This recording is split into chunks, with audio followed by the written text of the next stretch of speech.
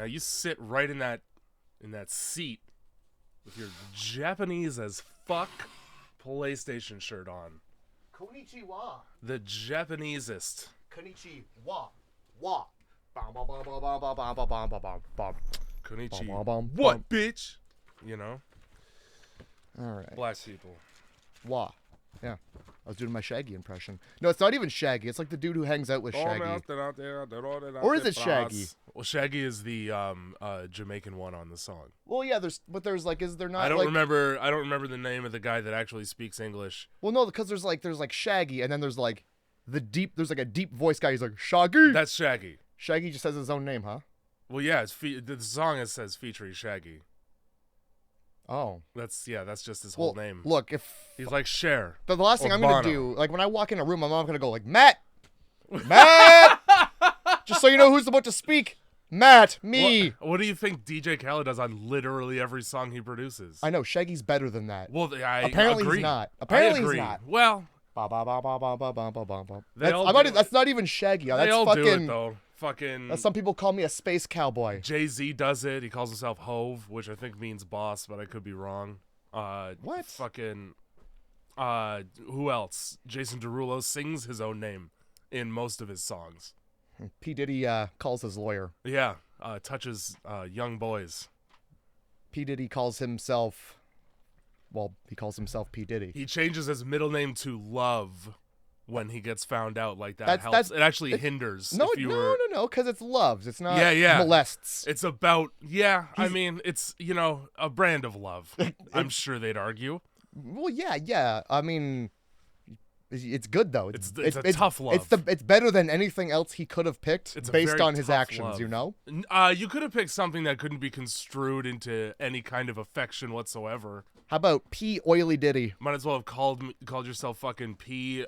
I touch people, but not children. Diddy. Nis Diddy. little Diddy on the P flute there. On the P flute. You know what? Oh man. So it's just incredibly distracting when your cat's trying to escape from a box. Why did you get in the box if you didn't know how to get out? I forgot what I was gonna say.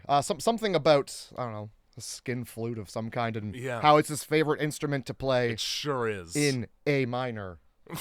LOL. It's a good joke. Child of bone, which is very close to xylophone. It's not. Oh, I see. All right. I didn't get it at first, but then I did. Cock and spiel. Oh, no. Well. No. All he ever said was, "I'm almost done." So you can't do anything instrumentally with that. Yeah. Well, welcome to the podcast. Hey guys, Grindhouse Movie Club, everyone. We're super topical. Just like on top of the we got our fingers on the pulse of pop culture. This just in. Whatever's happening on TMZ today. Boy, oh boy, pestering celebrities at the fucking airport. TMZ is the one that pesters them the least. They just show up with the camera, right? They don't stuff it in the face of the fucking celebrity. They just go, "Hey, do you mind if we ask some questions?" And then if the motherfucker goes, "No," they go, "Okay, see ya. I still got you on footage, though. I still got you on a little bit of footage, huh?" I thought they just, people just came to them and were like, "Hey, I bothered this guy at the airport. Do you want to buy my video?" I believe that used to be it. But now they have for a while had a team. Ever since it became a TV show where they staged them standing up like an actual newsroom and talking to each other. Oh my God. Dude, I just came across this picture of Britney Spears with no panties on. I just did. It's right here. Hey man, put it up on the big screen. I got this video of P. Diddy doing some wild shit. Diddling peas. Oh. Let's see where this cat's gonna go. Hey. Up is the answer, as it turns out. No. The gentlest of boops, no. No. Come sit with your old. I'm come. With your old. Your old pa. Your old. Your par. Your old. All right. Goodbye. All right. Just don't get on the desk. Doesn't like sitting on dad's lap. It's got some trauma from childhood. I don't know about that.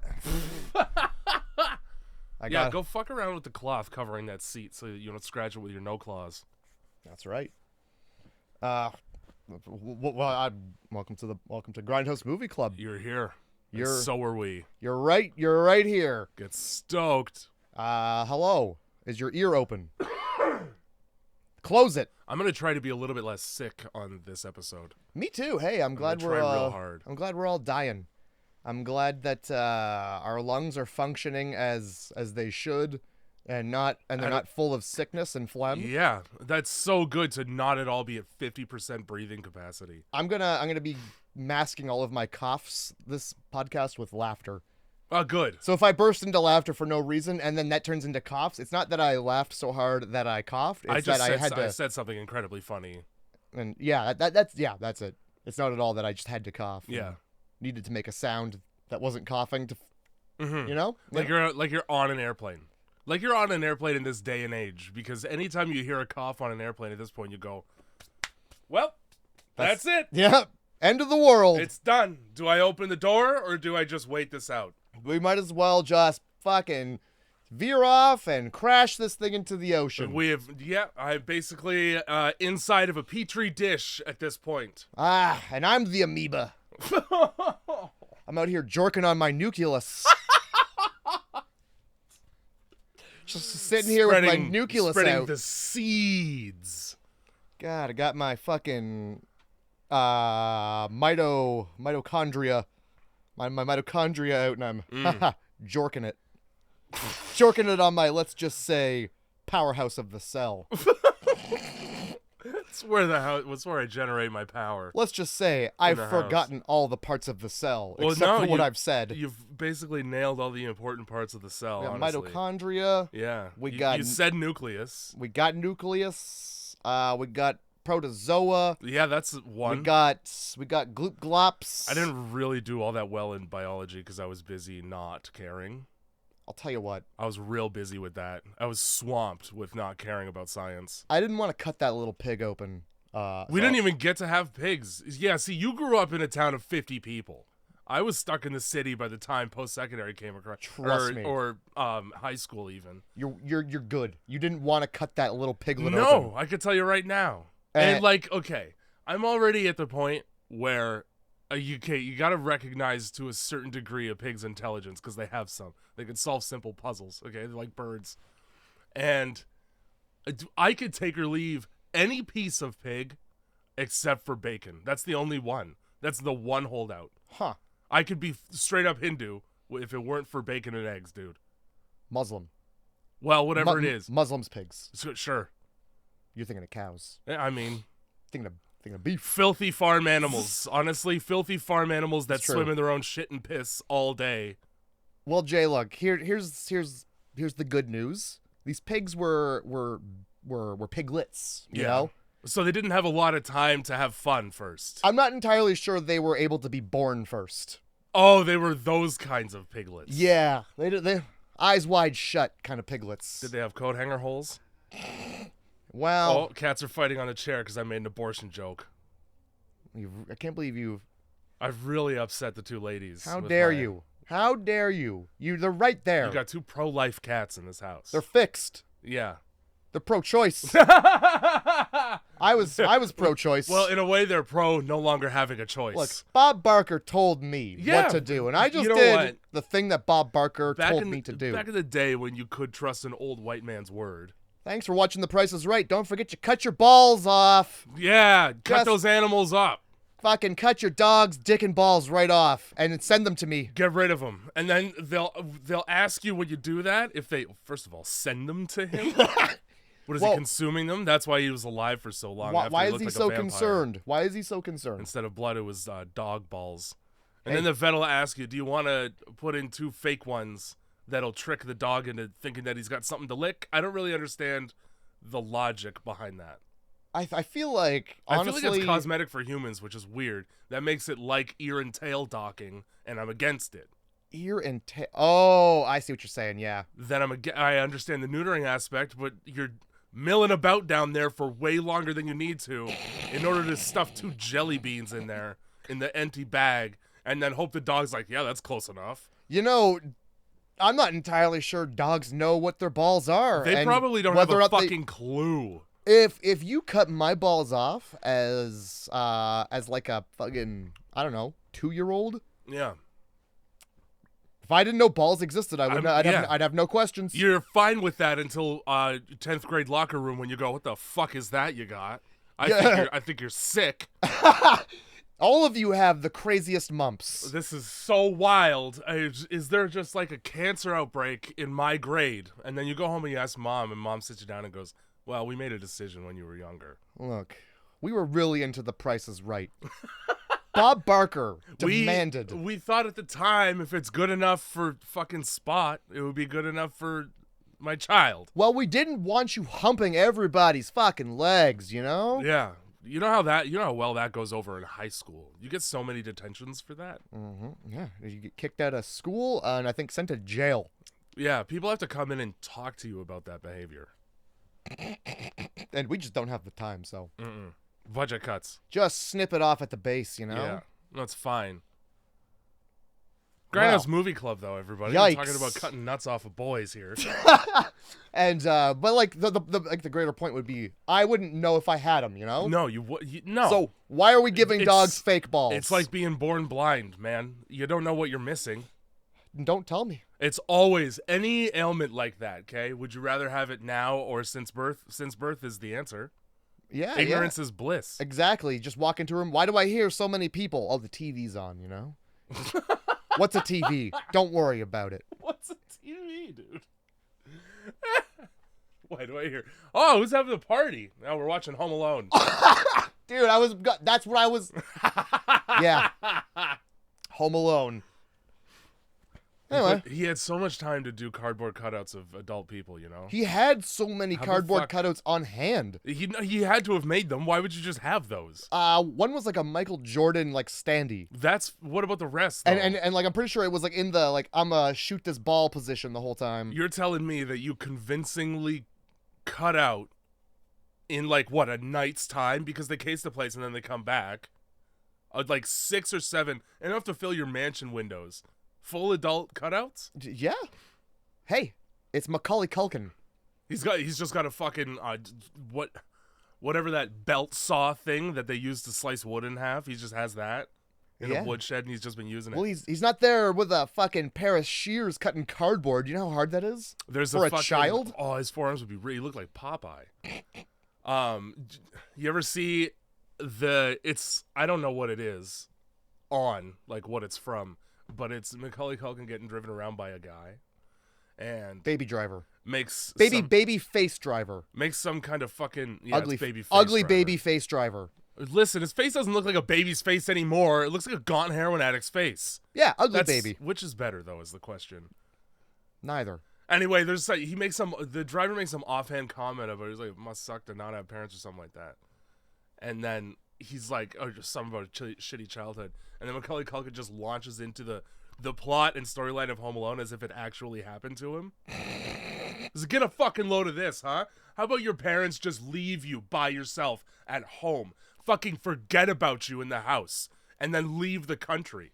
I had to defend my house against 2 adults that were trying to kill me. The whole time they're making weird one-liners. Like, he just snaps. He's got a cigarette in his hand the whole time. It's hilarious. Is it Curb Your Enthusiasm? Because it sounds like it would be on Curb Your Enthusiasm. It sounds like it would be. I don't remember there being a Curb episode with Macaulay Culkin on it, though. That's fair. I've never seen one, so... You're missing out. I probably am. It's a hilarious show. One day I'll, with God's good graces, I'll find out. Yeah.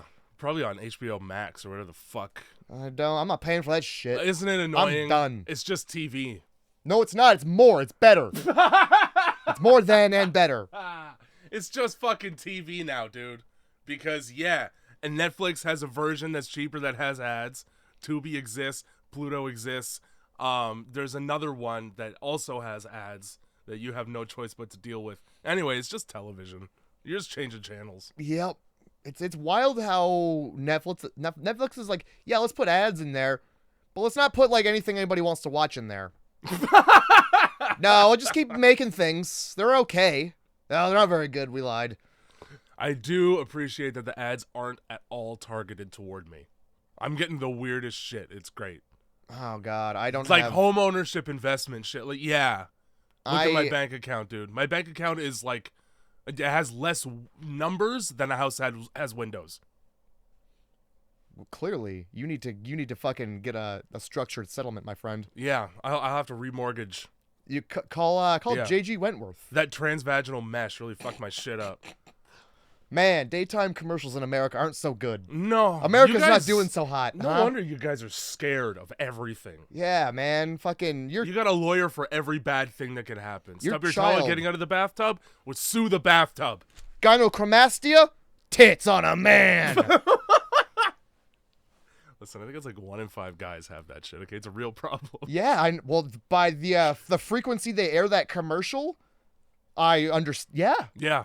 Right? Every commercial break is it gynecomastia or transvaginal mesh? You wonder if pick your poison. Gynecomastia people are like pissed off at FTM trans folks because they're like, I can't even cut these off now. I'm gonna look like one of you. No, you don't think so? No, I don't think so. Okay, I think they just take their medicine. Medicine? You got to get them removed surgically. Well, then what's the whole commercial about? I thought it was for medicine. I'm not aware of a medication that gets rid of your man tits. Who the fuck are you suing over your man tits? Oh, the dairy industry. The You're putting hormones in our dairy, making our children grow tits. When did you put this much milk in me? Well, anyway, that's what you get for signing up to the Patreon. Oh yeah, for $2 a month, more than this, more of this, and more than this. And I mean, just God, fucking, I don't know, man. Grindhousemovie.club's the website. Patreon.com/darkroastcult is the Patreon. Go there. Listen, I'm in a fog. I've been sleeping for like 12 hours a day. I didn't want to have a conversation about boy tits today, or boy balls. Now you've gotten it out of the way. You can enjoy the rest of your day without having to have it again because you've already had it. And we've fucking saved it. Yes. For that's right. For prosperity. This is your everyone listening. Nobody's prospering from this shit. Well, they are in the sense that this is your get out of discussion about boy tits free card. If somebody else brings up gynecomastia throughout your day now, you could be like, "No, I already covered it." Stop. Skip 30 seconds forward. Yeah, this part of the conversation, we don't need it. Well, what movie did we do this week? Where are we and what are we doing? Thanks, Andrew, for the intro song, and we are currently in the bowels of winter hell.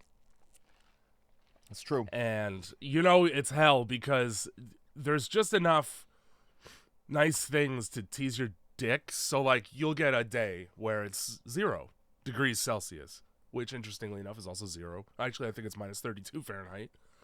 Yeah. I can't remember the number where they line up. I think it's 40 like, something, I think. Yeah, I was going to say 14, but I think 14? Yeah. I think you're closer to 40. Oh, yeah, maybe going up. And we're in the attic. Hey-oh. And somehow this attic is better than 70% of my 2-bedroom apartment. And we did, for this week's podcast, 30 days of night. 30 whole days of night. Which, I mean, we live in a place where it does indeed get very cold. It does, but it doesn't get that dark. I can't imagine. Oh, not for as long. It gets pretty fucking dark around here. We got a lot of light pollution. That's what this whole town could have been saved with a little light pollution. Yeah, UV light pollution. Yeah. You got 2 sentences or less for 30 days a night? Vampires After Dark for 30 days. 30 days of Vampires After Dark. Just accurate, you know? Just accurate. I mean, this movie is very just like... When there's 30 days right of night, here, you know? You're sure in for a fright. There you go. How's that? Also, Fright Night is a vampire movie as well. Is it? Yes. They remade it with Colin Farrell, and it's not as good. I was gonna... That was almost one of the ones I put on the list, but I had no idea it was a vampire movie. I thought it was just a movie. It's also bad. Well, that's good. Have you ever seen The Stepfather? No. Okay. I'll tell you what. That's basically The Stepfather if he were a vampire. Does The Stepfather have Nicolas Cage in it? No. Oh, I'm not interested. But The Wicker Man does. The Wicked Man. Well, he is that as well. Wickedly funny now. All right. I mean, how funny can you be with bees, you know? If they're not being dumped into a basket on your head is... Be advised. Exactly. this movie, well, it takes place in a little town called Barrow, Alaska. Yeah. Already I'm over it because I don't like anywhere I don't get to have more than one option for groceries. I agree. I already am not going to live there because what if that guy decides he's going to hike the price up?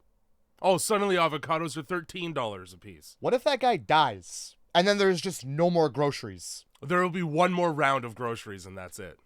You know, whatever's left. Somebody's got to order in the potatoes. Unless he put groceries in the will. You'd But hope a grocer... He's leaving the store to just the groceries? Yeah. They run it now. The box of Chex Mix is in charge, guys. I'm retired. I'm dead. You listen to what that fucking snack says. You listen to what... Probably enjoy. Which is just great advice, really. Oh, yeah. For your life. Just kick it up. Enjoy. Kick your feet back. Anyway, Barrow, Alaska, something you got to know. A real important fact about this shit. Sure. Is that not only is it in the middle of 80 miles of roadless wilderness. Yeah. Everybody in this town acts like there's no other place. Well, with the exception of Point Hope and Wainwright. Because Go let me there. tell you, they certainly behave as if those are the only other two cities on the entirety of the planet. The fucking leave. Leave this place. 100% leave. I can't leave. Leave. Matter of fact, don't go in the first place. Go somewhere better. And when the pilot comes with his little bell, like the British are coming guy, whose name I can't remember. Paul Revere up and down Main Street, a.k.a. the street. Yeah, street. Going, last flight out of this shithole. Everybody gets on it. It's not 5 people. It looks like those planes leaving India where people are like hugging the wheels. Yeah, hanging off of and the just fucking landing. Hoping. Yes, that's what it better at. Because the only time I could find myself, I consider like, I would have to either know for a fact that there's a winning lottery ticket in Barrow, Alaska, and I can have my hands on it, or you've threatened to kill my family. Those are the 2 ways to get me to Barrow, Alaska. Yeah. Alaska, by the way, highest rape stat of any state in the United States. Well, It's probably most of it happens during this month because look, nobody can see. listen. It's not good to have that stat on hand, Jay. You could have pretended to look it up in front of me. Why do you know that? You should have been like, hold on a second, let me check this out. Because just as when I thought. Because when I heard it, my first reaction honestly was that makes sense. Well, that's where you go when you want to do that kind of thing. Yep. Ask anybody. Ask half the people in this fucking town why they came up here. Well, I had some things to get away from. And then it's dark for a month and there's no booze? Fucking what am I doing? What else am I gonna do all month? How do you outlaw booze in the dark? That's the only thing that would get me through a month of no sunlight. Is like, I'm gonna be drunk. Yeah, if anything, it should be mandatory booze. And it's not like this town functions beyond itself during this month. Everything shuts down. Half the people leave. Look, you could be a little drunk and nobody's gonna know because you're probably not gonna run into another human. That's right. Oh, swerve your car a little bit. Who cares? The road is snow. The worst thing you're gonna There's get. no lines. The worst thing that you're gonna do is hit somebody on an ATV. And to thing- be honest, it's their fault for crossing the road like that. Yeah. The worst thing you're gonna do is kill somebody and then nobody's gonna know because nobody gets to leave. You could just leave it there. They'll Polar go, bears. Oh dude. man, where's Bill? I haven't seen him in a couple days. Gone. He left. He went away. I saw him get on the plane. In a place where I can imagine not too many murders are getting solved in a place where in order to disappear forever, all you have to do is walk for a bit. That's it. Mm-hmm. I mean, you got 80 miles of roadless wilderness. First of all, no, it's not, because there's a bunch of roads. They drive on them the whole movie. Oh, yeah. There's tons of roads Why in bother? and out of town. Why bother making any roads at all if the road isn't to get the fuck out? Yeah. You know how it's an 80-mile road straight to the town. Do it. Perfect. Why wasn't that the first thing built in the town is the way to get out of it? Let me tell you right now. What's the fucking first scene that we see basically in this film? Somebody's burned all the cell phones. All right, I'm leaving. Yep. Hey, everybody. The cell phones are burnt. Let's get out. Who are you going to call? Nobody, as long as I'm here. I better go somewhere where I can make a call. Yeah. Let's hold on a second here. Let's get right into this a little bit here. But first I just want to say, how the fuck did we make this town if there wasn't a fucking road? What do we just fly over and go, town there, town right there. We'll make one right there in the middle of nowhere. That's good. Keep this going. That's how I hate to break it to you, but that's how every town was made. Well, I mean, we're traveling and it's like, well, I'm tired. This works. But start building, and then the problem that I encounter as well though with that is that it's fucking freezing cold. Walk a little further. Walk down some. There's that, but like, what you're describing is people in a vehicle on the ground, or a horse and buggy. Well, yeah, carriage. Going along likely a trail. Jay, what I'm saying is, would they fly over the woods and go, that's enough space right there in the middle where it's really hard to get to? That's where I want to live. I mean, the real answer is like somebody must have settled there, or why? It started as how? Or it started as one thing, home base. I don't know why. It doesn't really matter how hard you try. For like mining operations, and oil, because they have a refinery here. It's a fucking. They got that pipeline, and they got the pipeline. Fine, okay. But why doesn't the pipeline run to a better place? This is a great question, and that's the part of the process. You know how there's that gap between Neanderthal and like human being, and people are like, well, there can't be evolutionary because there'd be like a ladder that you could see, and then every so often some asshole shows up. It's like, I just dug around for a bit and I found something that fits like a puzzle piece right in between these two things. I just found a between monkey. And everybody and everybody's just kind of like, yeah, okay, because I don't know any better. The gap that I always can't fill in is when it stops being just like 5 warm shacks so that you can monitor this part of the pipeline and make sure that it doesn't crack and spill oil all over seals. When does it go from that to grocery stores and airports? Well, I mean, those things are kind of necessities, I would say. But the infrastructure, who's coming along? Why, why are you building a bar there? That's right. Yeah. Why do we have a bar? Why are you giving me reasons to stick around? Why do we have the police? Why can't we just be cool, guys? Why do we gotta bring the honor system? Why do we gotta bring G-men into this? Listen, did you kill the guy? No. All right. That's all I needed to hear, man. It's good now. Like, there was no witnesses. We can't pin this on you. Yeah. The phones are burnt, I don't. A cop would say the same thing. Yeah. But yeah. All right. Fucking. This movie starts with a boat. The movie actually starts with somebody cutting ice outside. Does it? Just doing a nice little ice sculpture outside. Ah, yes. They've been working on that all day. I think it's gonna be a beaver holding a hot dog down here, like it's got a penis at crotch level. Yeah. Yeah. I have not seen a beaver penis. I imagine they're disappointing. A beavis? Do they have teeth? A beavis? Yeah. A beavis and its butt head. I mean, I can't imagine they've got teeth, but they probably got a nice thick fur skin on there. Yeah.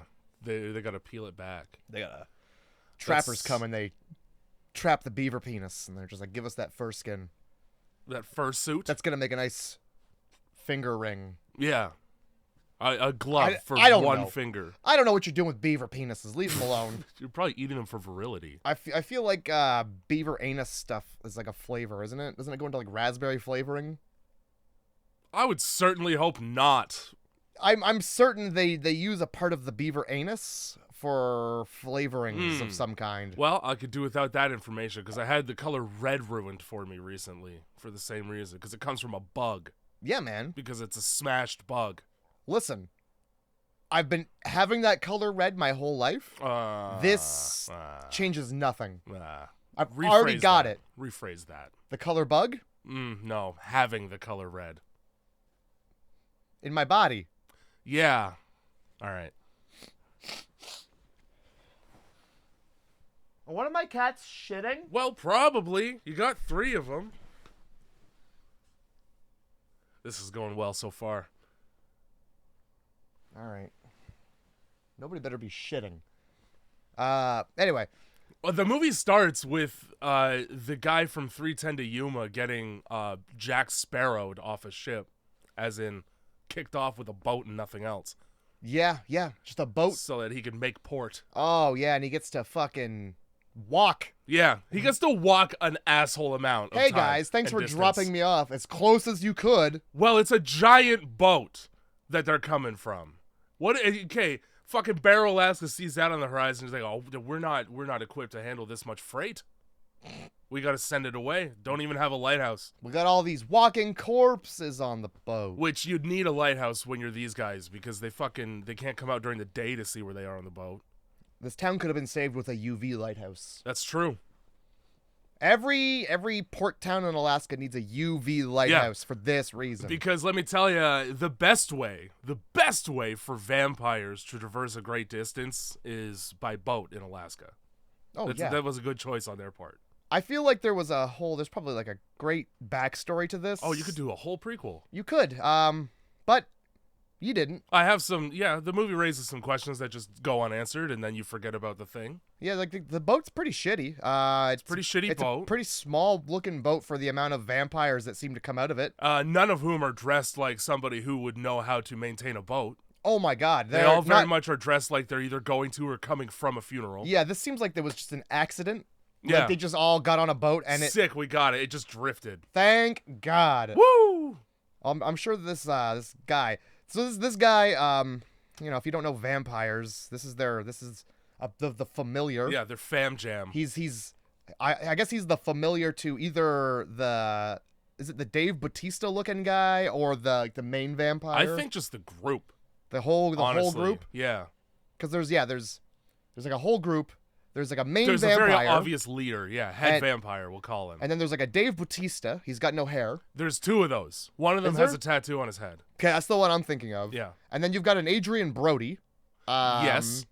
And then there's one other one, and I can't remember who it was. Who they looked like. Sarah Silverman. Probably. Yeah. The what? The other chick. The chick that gets her face burnt. All right. Sarah Silverman. Or Adrian Brody's sister, Jadrian Brody. We'll go with that, and now you know who we're talking about when we say things. Yeah. There's also I think that this girl we're talking about, is she not like Mama or something? Her eyes are very almond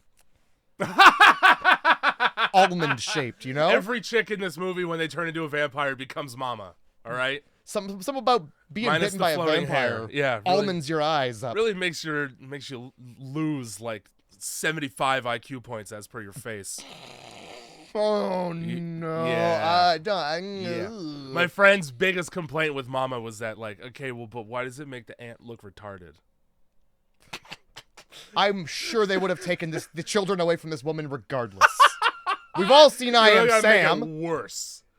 That's hilarious.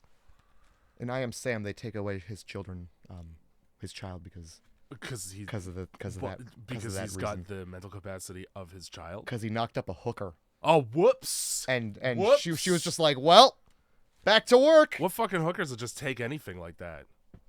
It's a slow day. Yeah, it is.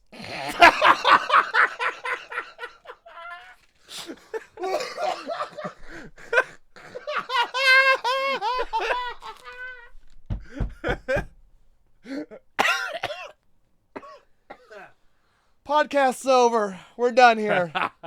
We've said all that needs to be said. Fuck. Oh my god. Jeez Louise. Yeah, fucking Christ. The phones get burnt. First question, number one. How'd this guy sneak through the entirety of town to get everybody's phone to burn it? Everyone's. Yep. Everyone's in the whole town. One fell swoop. Didn't even have to go back for a second shot. Why didn't he just kill the whole town? Oh, he's already right there. If you could slink through the night like a vampire already, why would you even bother being their familiar? Yeah, what's the point? You're fine. You're already eating raw meat. That can't have anything to do with being a person. And also, do you like raw meat? Do you really? Or are they making you do that to be a weirdo? Oh, you don't have any straight rum? Well, give me a hamburger. That's fucking... Either way, I'm going to gross you out with the way I'd make no face when I consume this. Ugh. Fucking, yeah, so this police just looking at what I thought was going to be a charred body. I thought it was going to be a charred vampire because it's in the same spot where this dude stops walking to admire. Oh, the town. Yeah. Like, I don't know if they're just like, go and find a place, or they're like, we know that this place is here. It seems like they had an idea. Maybe they saw it on the horizon or something. Yeah. Maybe they looked at a map. Maybe they had a map. They could have maps. They're old enough vampires, hundreds of years, where, like, GPS would confuse them. They're just boomers? Yeah. Fucking, but, like, I don't centuries, know, you do it. Centuries of boomer, They, like, fucking... They're like, what's this, a fucking vinyl record player? What happened to just scratching my eardrum? You fucking help me with my stone tablet. Look at this thing, doesn't even have a crank. How do I operate it? My chalkboard isn't updating. I need you to get in there. You tech genius?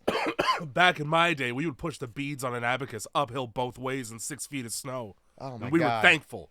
My fucking Gutenberg printing press is it's not downloading my Facebook files. Why is this computer smaller than an entire room? Also, what's a computer?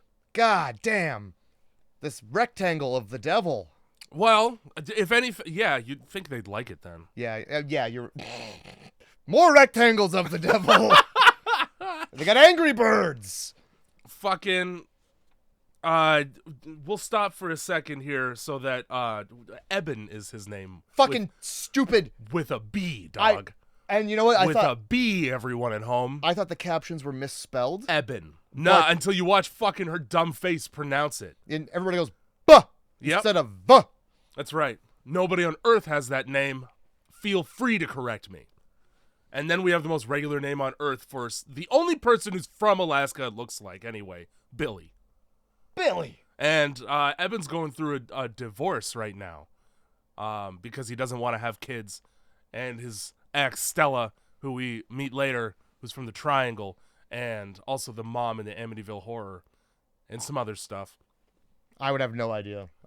These are all just people, except for... All that matters is that she wants kids, okay? So she's like, all right, peace. And she's been gone, this is important to note, long enough to have plants to care about keeping alive.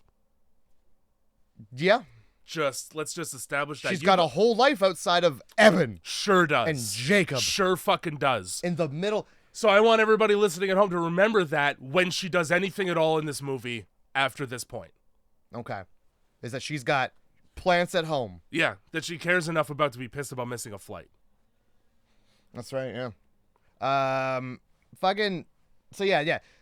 Eben and Billy. He's visibly upsetty spaghetti about his divorce. And he's also visibly upset about the steaming pile of cell phones. Yeah, that's a waste. Oh, man. Also, we're trying to preserve this pure landscape that we have an oil pipeline snaking through like a fucking boa constrictor.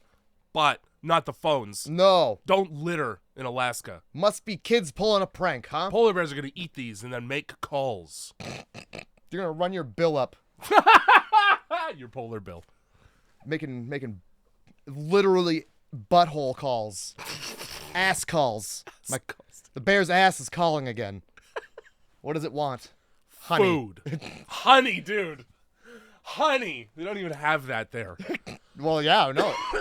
That would be like the one, I think, good part about it is like bees. Not a problem. Bugs in general, honestly, not a problem. I kind of want to move to Alaska. What's an insect that you see prevalently here that can survive? Water bears? They're too small to see anyway, so don't even worry about those. Yeah, like their bite, nothing to worry about. Nah. The boat is not there anymore. They go, fucking, this is where I took my wife for our first date. And then he goes, yeah, the whole town. Hey, man. But no, I mean, not fucking your wife. We all fucked our wives here. Maybe speak more clearly so that the person you're speaking to doesn't think you mean, yeah, we all fucked your wife right here. Hey, man, your wife is good. Yeah. The whole town had a round. Yeah, we're all well aware, Billy. Okay, you don't have to remind us about how nice your wife's inside of the mouth skin is. Sundown came around and we all just... Yeah. We went down with the sun. It was beautiful. So yeah, they look at that and it's like, yeah, this is the last sunset right here. This right here as the sun is setting in the horizon and darkness encloses in. Yeah. This right here. If you were to take your thumb and do the mushroom cloud thing, you would cover the horizon and the sun at this point. That's how setting it is. Yeah, and like it's so fucking setting. It's going down. right now. And Yeah. and you're never going to see daylight again for 30 days. Yeah. Or until we cut to the next scene where we're driving in the daylight in a vehicle. We cut right from that to daylight vehicle driving. For 20 minutes. Yeah. For 20 more on-screen minutes, in movie minutes, it's like a day still. Yeah. There's still plenty of time to get your house in order. They got to get back to town. Yeah. And, like, everybody still has time to leave. Yeah. And, like, embrace. It's not even a fast leave. It's, let's get all of our baggage out in the open for the viewer, even though it doesn't matter, because the characters are literally leaving the movie.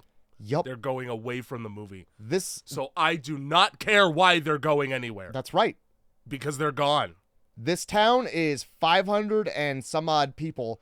They make a little point of being like, hey, we got to stop and change the sign. It's tradition. Lower it down to 153. Just quick math. 350 people leave. Hey, man, if you live in a place where over half of your population leaves for a full month every year, move.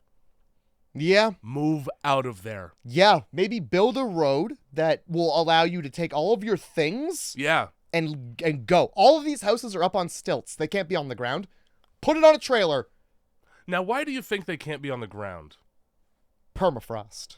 Great answer. That's actually the correct answer. Yeah. Because you your can't plumbing, get in there. Let me tell you, unless all of your plumbing, frost line in northern Ontario is 7 feet. Everything in the ground has to be lower than 7 feet in Sudbury. That's too many. Imagine Alaska. You're digging to the core of the earth. So And you better even have then- that above ground so it could be nice and warm. That's right. We see enough space under the house for things to hide. You will also notice later on in the movie there's a throwaway line where Stella, when this old dementia-addled man who's a liability all movie goes to the bathroom, she says, remember you can't... First of all, he's not going to remember fucking shit. No. But remember you can't flush. They can't flush their toilets for a month. I thought it was because the sound would draw vampires. Not even remotely the loudest sound they make in the movie that draws no vampires.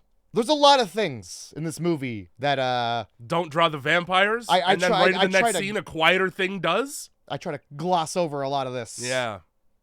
Anyway, yeah. So fucking I just wanted everybody to know, the sun's going away. That's the whole point. And the town is gone. Yeah. The town, everybody's packing up and leaving. Why is anybody staying? Great question. Well, we got to make sure the town survives. Hey, why? It's been 11 months since I've jerked off, and I got to tell you, leave. It's going to be a month of darkness. It's going to get dark in here for a month.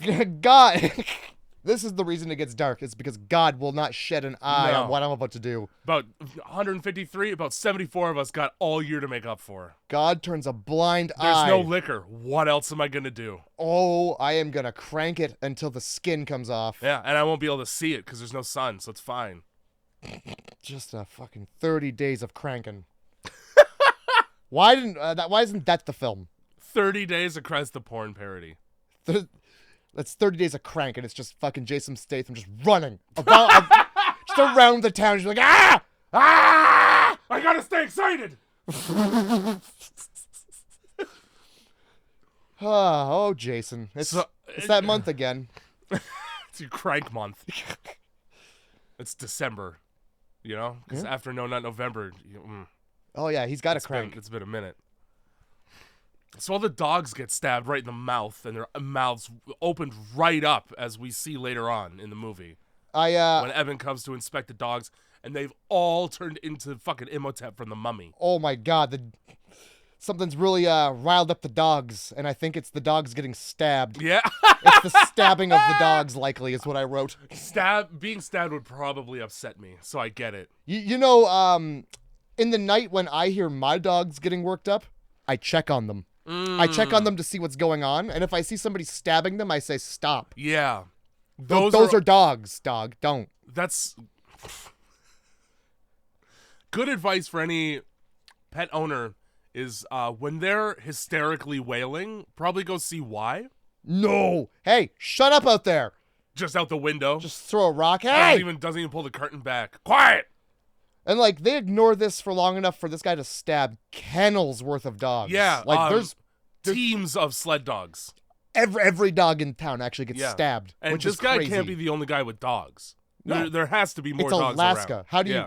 If you don't have a Jeep, you have a sled dog. How are you getting to the no other grocery store? How are you getting? Period. Just fucking How nothing. the fuck are you getting? So I mean that's the dogs are stabbed. I didn't really want to get into too much detail because it's stabbing dogs. Well, I just know? wrote, how did nobody hear that? One wonders. So that's like the first example. Well, it's the second one because of the cell phones. Of things happening that nobody fucking hears. Yeah. Nobody just hears or sees that. Now, the nice part about this is, like, it's going to be pretty obvious who's doing it. Because you're a town of 150 people. Yeah. And, and let me tell you, everybody in this town is up in everybody else's fucking dick. Everybody wants to know your business. Even people you haven't spoken to in months because you left town. That's right. So, guess what?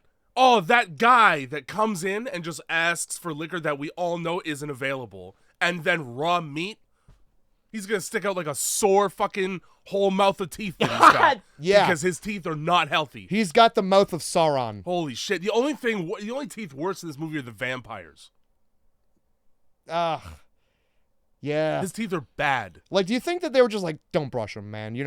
Don't worry. They're going to get better. I don't know if you'd need months of prep to get to teeth this bad. You would need to eat charcoal. You'd have and to do nothing it, but. Yeah, like Christian Bale or Daniel Day-Lewis style, where you commit to it for 3 months prior. Nothing but apples and coffee. Not even apples, because the doctor wants to come. 9 out of 10 dentists hate this guy. Yeah, they do. The one and dentist his diet. His diet. The one dentist is just stoked that he's going to make so much money. Yeah. Fuck yeah, I'll clean that mouth. Jeremy Jam, the one dentist. Yeah. You got jammed. Perfect gums. Beet red. Fuck. So we the cops make this stop off to talk to the gruff, I don't know, not even a car mechanic, just the guy who lives on the edge of town. Yeah. Who is Bobby from Sons of Anarchy. Yeah. His name's Bo in this movie. Yeah. Which is not a name he should have. He should have a name like Chuck or Knife. Yeah. Machete. Yeah, perfect. Chunk. Yeah, we're just going to call him Chunk. Machete Chunk. Machete Chunk. Fuck. So he goes in there, hey, you got problems with your car? And he's like, fuck right off. Immediately. Just fucking go. Get out of here. You see me dick deep in my car with a giant wrench. What do you think? Fuck me. And his vehicle's leaking, and the cop's like, listen, buddy, you're leaking. Just a shit ton of oil all over. I'm gonna have to cite you for that. And he's like, no, what the? You can't. I moved out here for the freedom. Yeah, the freedom to leak oil through town the 3 times a month you come in. I want to be able to fucking ruin the environment as freely as I want to. Love his logic, too. Here's your citation. And then he gets in the car, and Billy's like, why the fuck do you cite the guy for some oil? Who cares? And he goes, it makes him feel connected to the town if he has to come in and pay money to me. Yeah. To me specifically, because where else is it going? Yeah, oh man. That citation goes, you come in with the fucking citation and the money I wrote because I'm the sheriff. It doesn't matter. I'll write whatever number I want. And you hand that to me, it goes right in my pocket. Perfect. But it's a great racket you've got from up the here, heart. Eben. It's from the heart. Yeah, I want to make him feel closer to us by pissing him off every time he shows his face. Let's really, you know that he goes, I'll add it to the list, which means he does it all the time. You really think he feels that connected to the town if every day you come over and you're like, here's a citation? And you fucking weirdo all up here by yourself, you fucking hairy fucking hermit weirdo ass guy. You live in the middle of nowhere and you picked even further away from people. What the fuck are you doing? Freedom? Sending a fucking message is what he's doing. Not to mention, you might as well just write, get the fuck out of my town on the ticket. How much do I owe you? Get the fuck out. You might as well have smashed his goddamn, his fucking front lights. We don't like your kind around here. Just write that. Yeah. Whites. Pure whites. Honorary Alaskans whites. Here. There's some Eskimo in.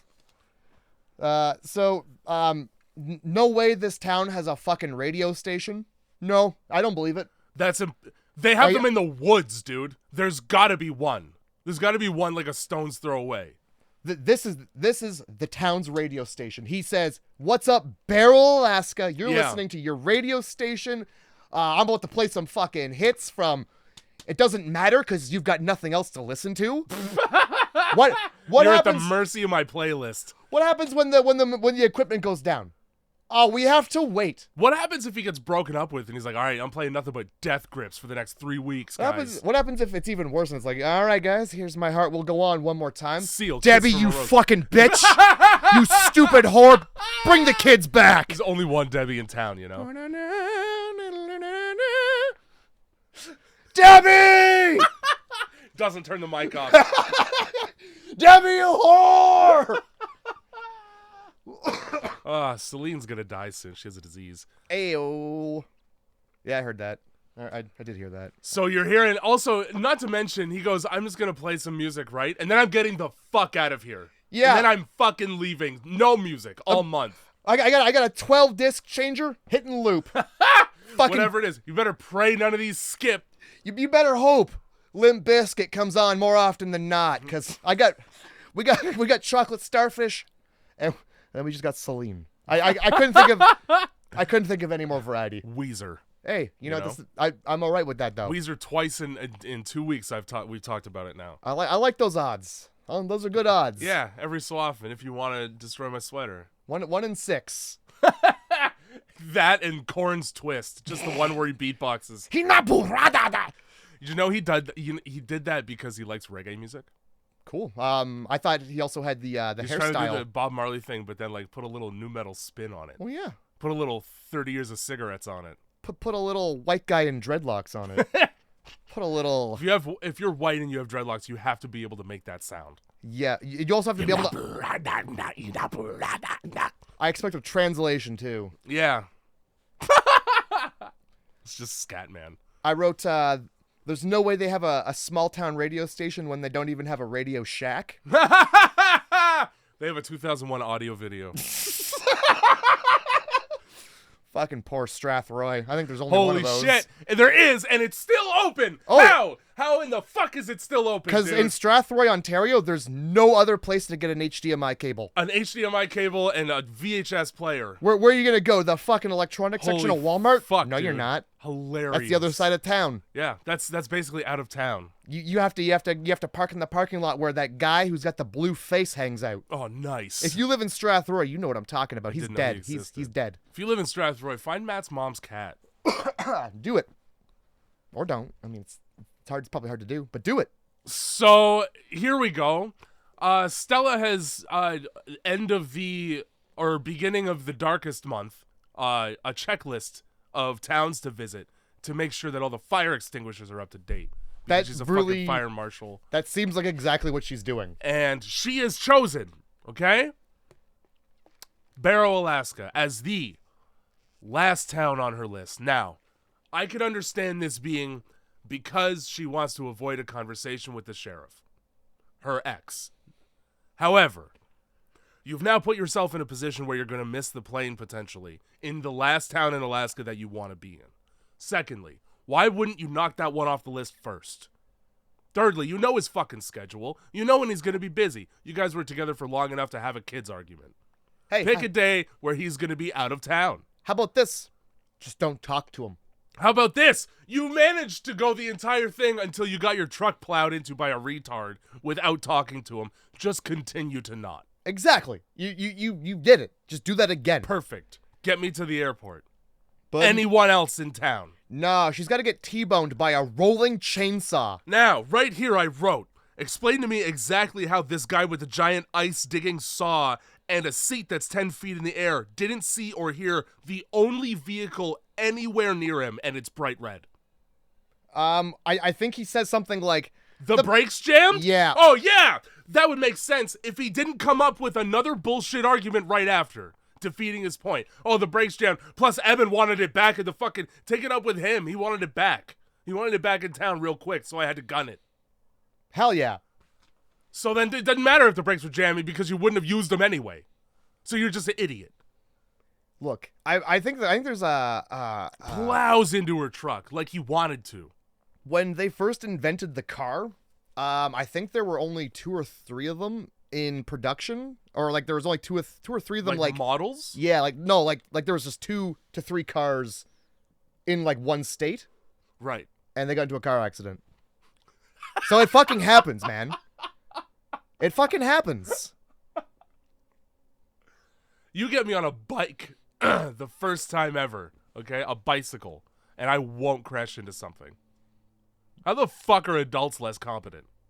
You know? And there's only 2 of them. I don't... Well, she was too busy jamming out to the fucking Barrow, Alaska's greatest. Yeah, she was enthralled. The fucking call-in request line where they're just fucking, give me Aerosmith one more time. Stop calling in. No one else is out here. The only caller, you know. I'm the only one listening. Play what the fuck I want. I also apparently have a phone. There's no internet. I can't download this. Fucking... Oh, they have satellites. They have satellite phones, which means they have satellite signal, which means they have, like, Execulink. The worst internet. That's true. She is... 1 megabit per second. If you're the only one using it. The computers do go down at one point. Yeah. She's like, the computers are down. Yeah, they have internet run by one fat man who doesn't know how to shield himself from danger. Yeah, they really picked the oldest, whitest man to, like, be in this little box room in charge of, like, Homer Simpson. Like, he must just have to push a button. Like, every 2 seconds. Like, yes. Vent toxic gas. Yes. Yeah. Vent toxic gas. Yes, do that. Hilarious. There's, like, what else is he doing there? There's monitoring. Is the internet still working? Yeah, he's just checking Yeah, the it's still levels. good. He's just reading the graph to make sure there's some internet. He's just... Perfect. I'll have a sandwich. Looking at the town router. Green light's still flashing. We're good. It's a huge router like South Park. And when it starts really blinking, you know that somebody's getting pornography. Shit. You're downloading in real time, sir. Are you streaming in there?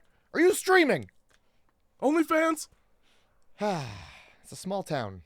They probably don't need OnlyFans. I imagine they just get like a peep show going, you know? Yeah. Like, hey guys, come on down and pay. Whose turn is it to get naked in the cold? Welcome to Alaska.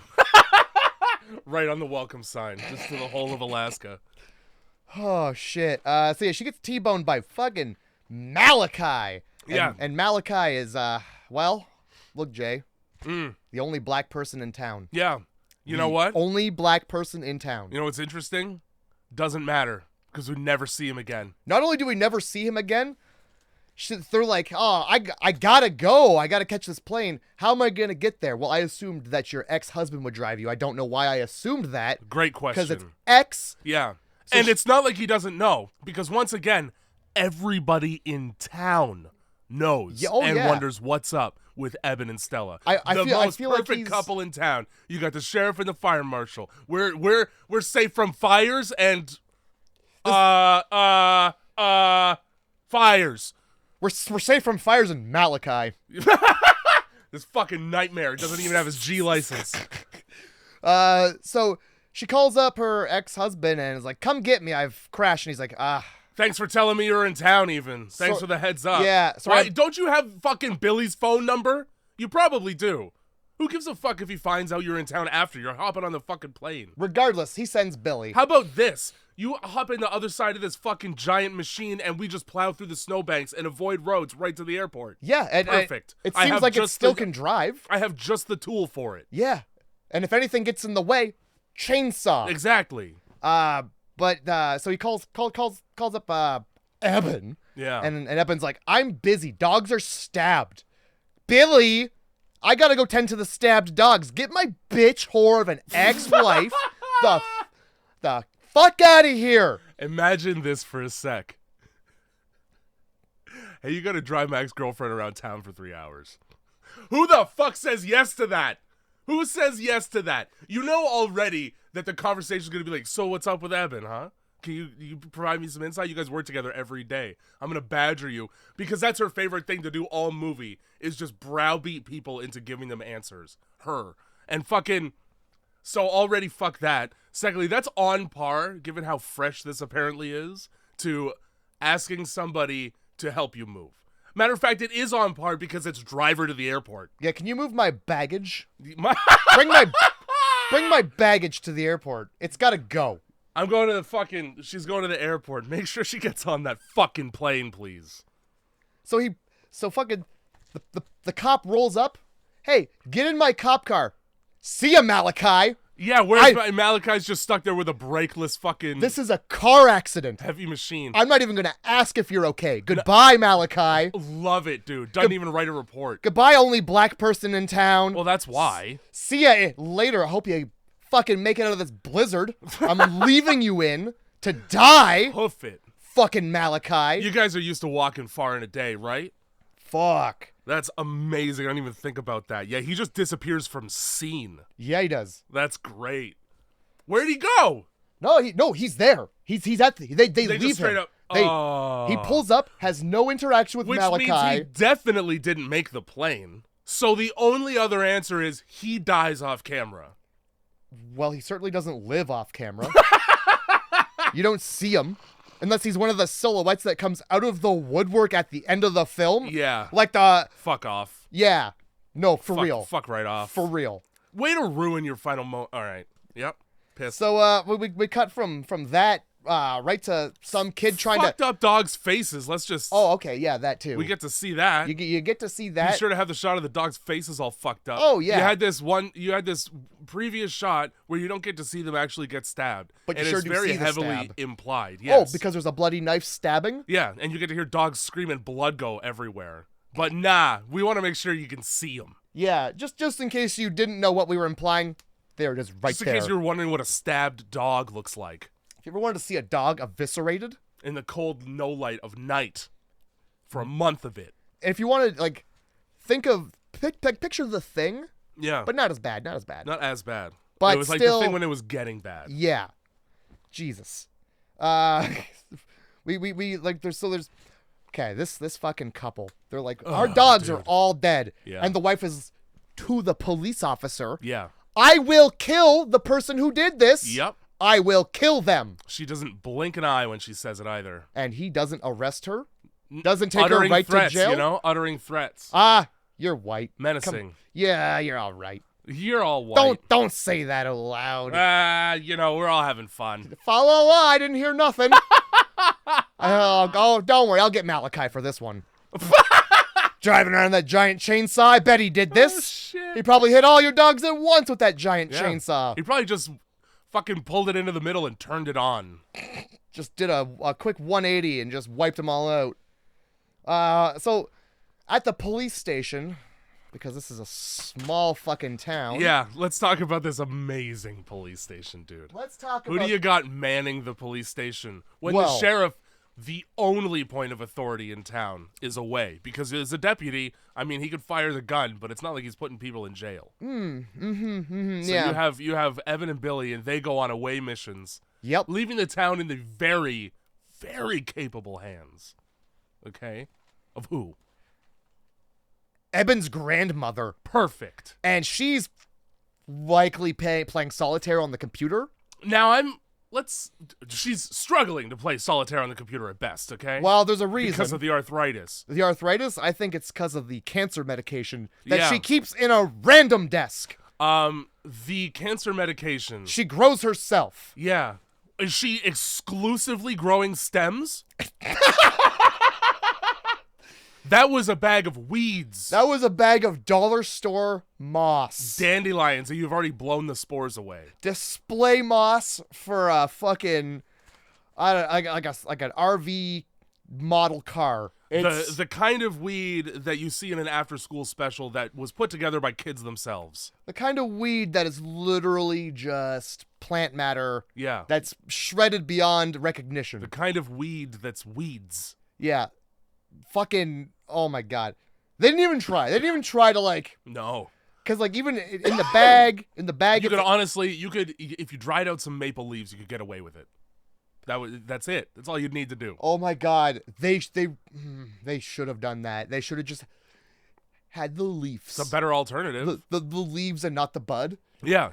That's It would have been the same. A caprese salad, like The Office. It's like This is definitely a bag of marijuana. You can see how it is by the way it is. By the way, that anytime there's a Ziploc bag with green matter in it, I think it's weed. I'm the sheriff of a small Alaskan town. What the fuck is... And so... All right, yeah. So you got this stoned grandma on her dollar store fake moss. Now let's talk about the family dynamic here, because is it... Where are Eben's parents? In a town where the sun comes up every day? Where people with brains live. So then they just abandoned, at best. At worst, they're dead. And he's Batman. But at best, they left Eben, who, okay, that's fine, it's an adult sheriff, and their conceived much, much later other son, Jake, who is 15, and in the hands of a fucking ripped-ass grandma. Yeah, he wanted to live with his grandmother, too. Great. He demanded. This is why you wanted to live with grandma, the fucking marijuana? That's the only way that those board games he insists on playing become entertaining. So I get it. Yeah. If he's gonna... First of all, risk.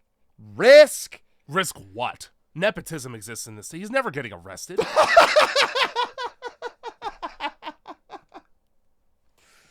It's too small of a town. They have 3 cells. I'm not putting Jake in one for just holding. All right? He doesn't even know what weed is. Look at him. This innocent Jesse Eisenberg. Yeah. I'm certainly not talking about the game of Risk that he's been trying to get somebody to play with him. Fuck. No, Jacob. Nobody wants to fucking play Risk. Nobody who has time.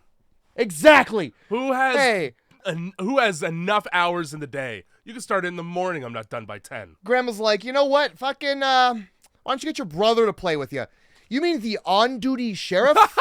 Hey, let's just get a casual, quick game of Risk going. Listen, on-duty cop. This fucking walkie-talkie's been ringing off the hook all night. Don't you hear? Dogs are getting stabbed left, right, and center. Yeah, and there's something up at the Utilidor, whatever the fuck that is. Whatever the fuck that is.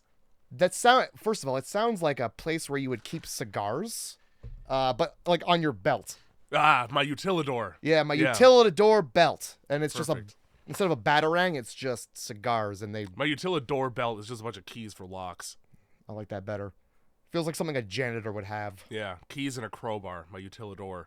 So, the airport's fucking closed. Yeah, of sucks course. for Stella. Because Billy fucking when he picks her up, right? There's some urgency, and then he's like, "Well, I forgot what street it was," and then I thought, I might have left the stove on at home, and I also had to make sure that my underwear didn't have skid marks in it, because God forbid you want a little rebound strange on the drive. And yeah. Oh my God. If you go down there and you see some burnouts, like that's it. That's gonna spoil the whole mood until I, come prematurely. He's got 2 kids, okay? Your hair brushed up against my genitals. That was enough. That's all it took. I don't get touched. And my wife's name is Peggy. All right? Oh, it is. So I get touched, but it's for her, not me. It's a nickname, not a given. It's a nickname. Christ. Her real name's fucking Agatha. Not even close. So we're at the trash shredder where what do we got, Jay? Well, I'm pretty pissed off about this trash shredder. Okay, hold on. Is it what is this? Like it's an industrial shredder. Yeah. For what purpose? Because there's a muddy pipe leading into it. Yeah. Is that sewage? What the fuck is this town eating that needs to be industrially shred? It breaks down rocks for transport. So when you have construction projects like this, you're doing quarries, you're doing mines, you're doing pipelines, there's a lot of digging involved, and there's a lot of huge boulders that need to be moved. So they have this giant machine that breaks it all down into gravel. That way you can load it into a truck and get it the fuck out of here on the no road. Oh, so what's the mud pipe for? The mud pipe that points right in there and it looks like where shit comes out of. Because probably shit also comes out of that. Because where else is the sewage going? Either you're hiring septic people to fly in and clean tanks out, or it all gets pumped to one place and then it drains out there. Because there's not like the city is there to run integral fucking drainage for this fucking... There's no plumbing system. Just every time you flush, this guy goes, "Oh my God, hit the deck." That thing just... Splash zone. It's a grid series of lights that light up depending on what house it's coming from. It's like, Fuck. It's Bo. It's Bo, and he just door dashed so Every time Bo's light, it's a spray that comes out of this thing. Whatever he's eating ain't natural. Was not put on this planet by God. So when the oil was leaking out of his truck, I thought it was blood because he was a hunter, obviously. Yeah, all right, yeah. That joke would have been funnier if that was true. It would have. Oh, he's not cooking these deer. He's just shitting them out. Some dude's helicopter got ripped apart, and this guy found chunks of it in the shredder. He was able to pull it out before it got shredded, Jay.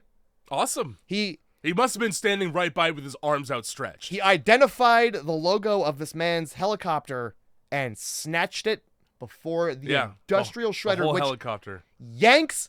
I've seen somebody put a fridge in there.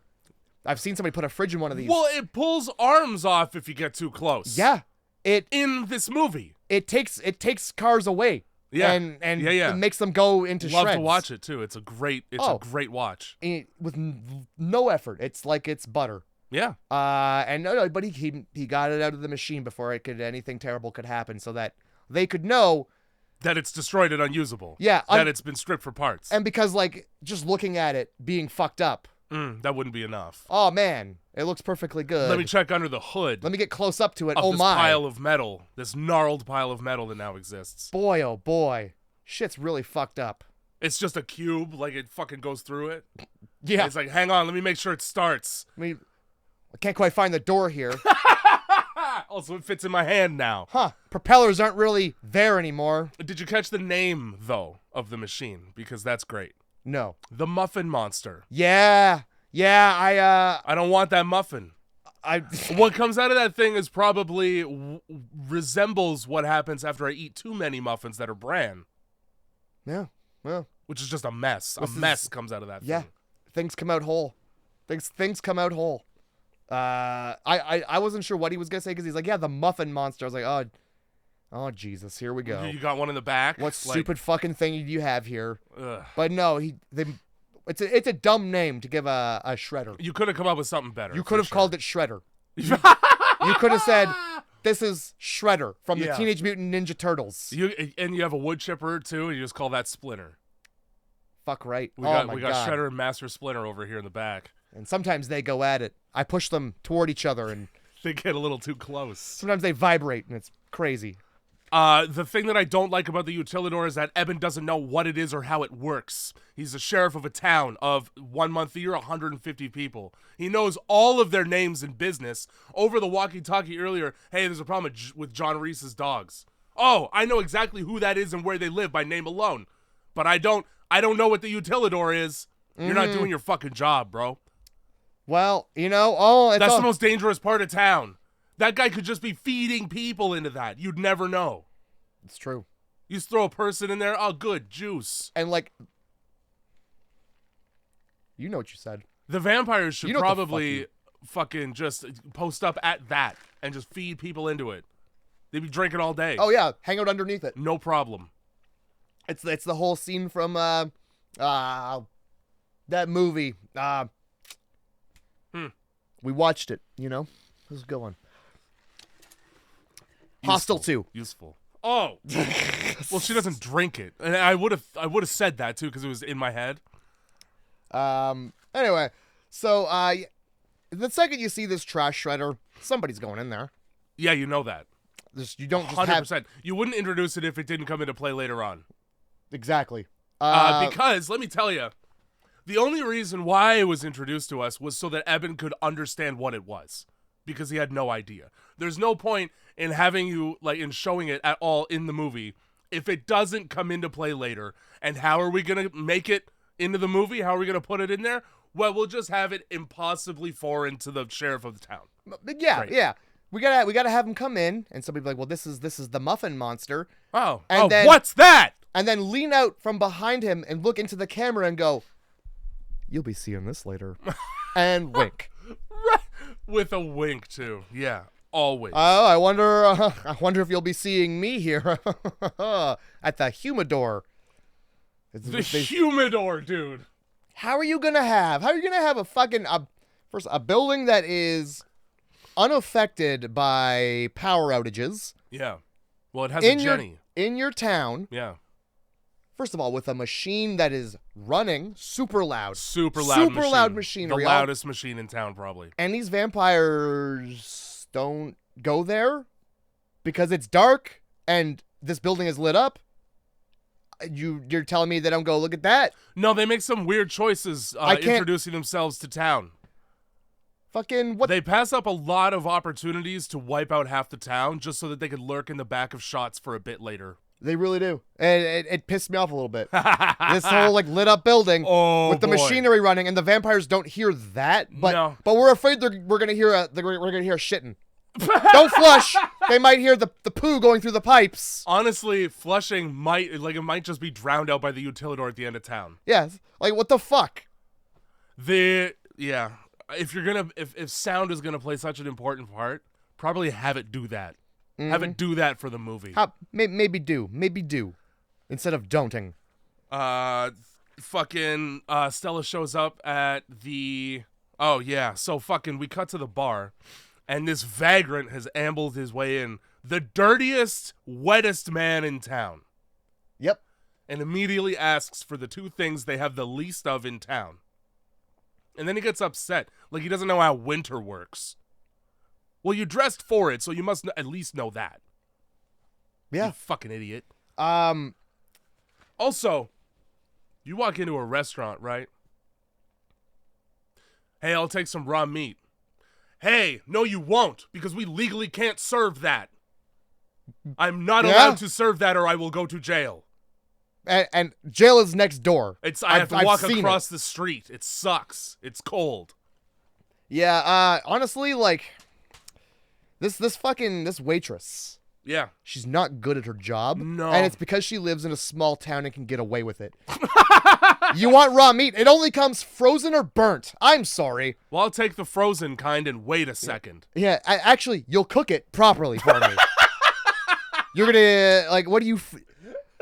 Like, if she said that to somebody who didn't know her, like, I would be like, get your boss out here. I'd like to see the manager, I asked for a burger, and she said that I could only have it frozen or burnt. So what are we doing? What are we doing? Yeah, fair. She didn't say she didn't have it. Yeah, she said it. She just said, it's fucked up. I don't want to cook it, or I want to cook it too much. Yeah, you can have it, but it's gonna be fucked up. There's no such thing as medium or well done in this town. Yeah. And like, yeah, he's like, I want rum. Do you really want rum? Yeah, why? That's your just because you came off a boat doesn't mean you're a fucking pirate, asshole. Pick something drinkable. Oh my god, rum and alcohol is illegal for the month. Yeah, I seen the sheriff though. He's busy. Just get the rum. Just get it. That's amazing. Yeah, but I didn't see the truck out front, did I? So can you just get it, please? Doesn't he have to catch us in the act? Yeah. I've stabbed enough dogs. He's gonna be busy. I'll take some rum. Wink. Holy shit! Yeah, there's no way there's not a speakeasy that opens up during that month.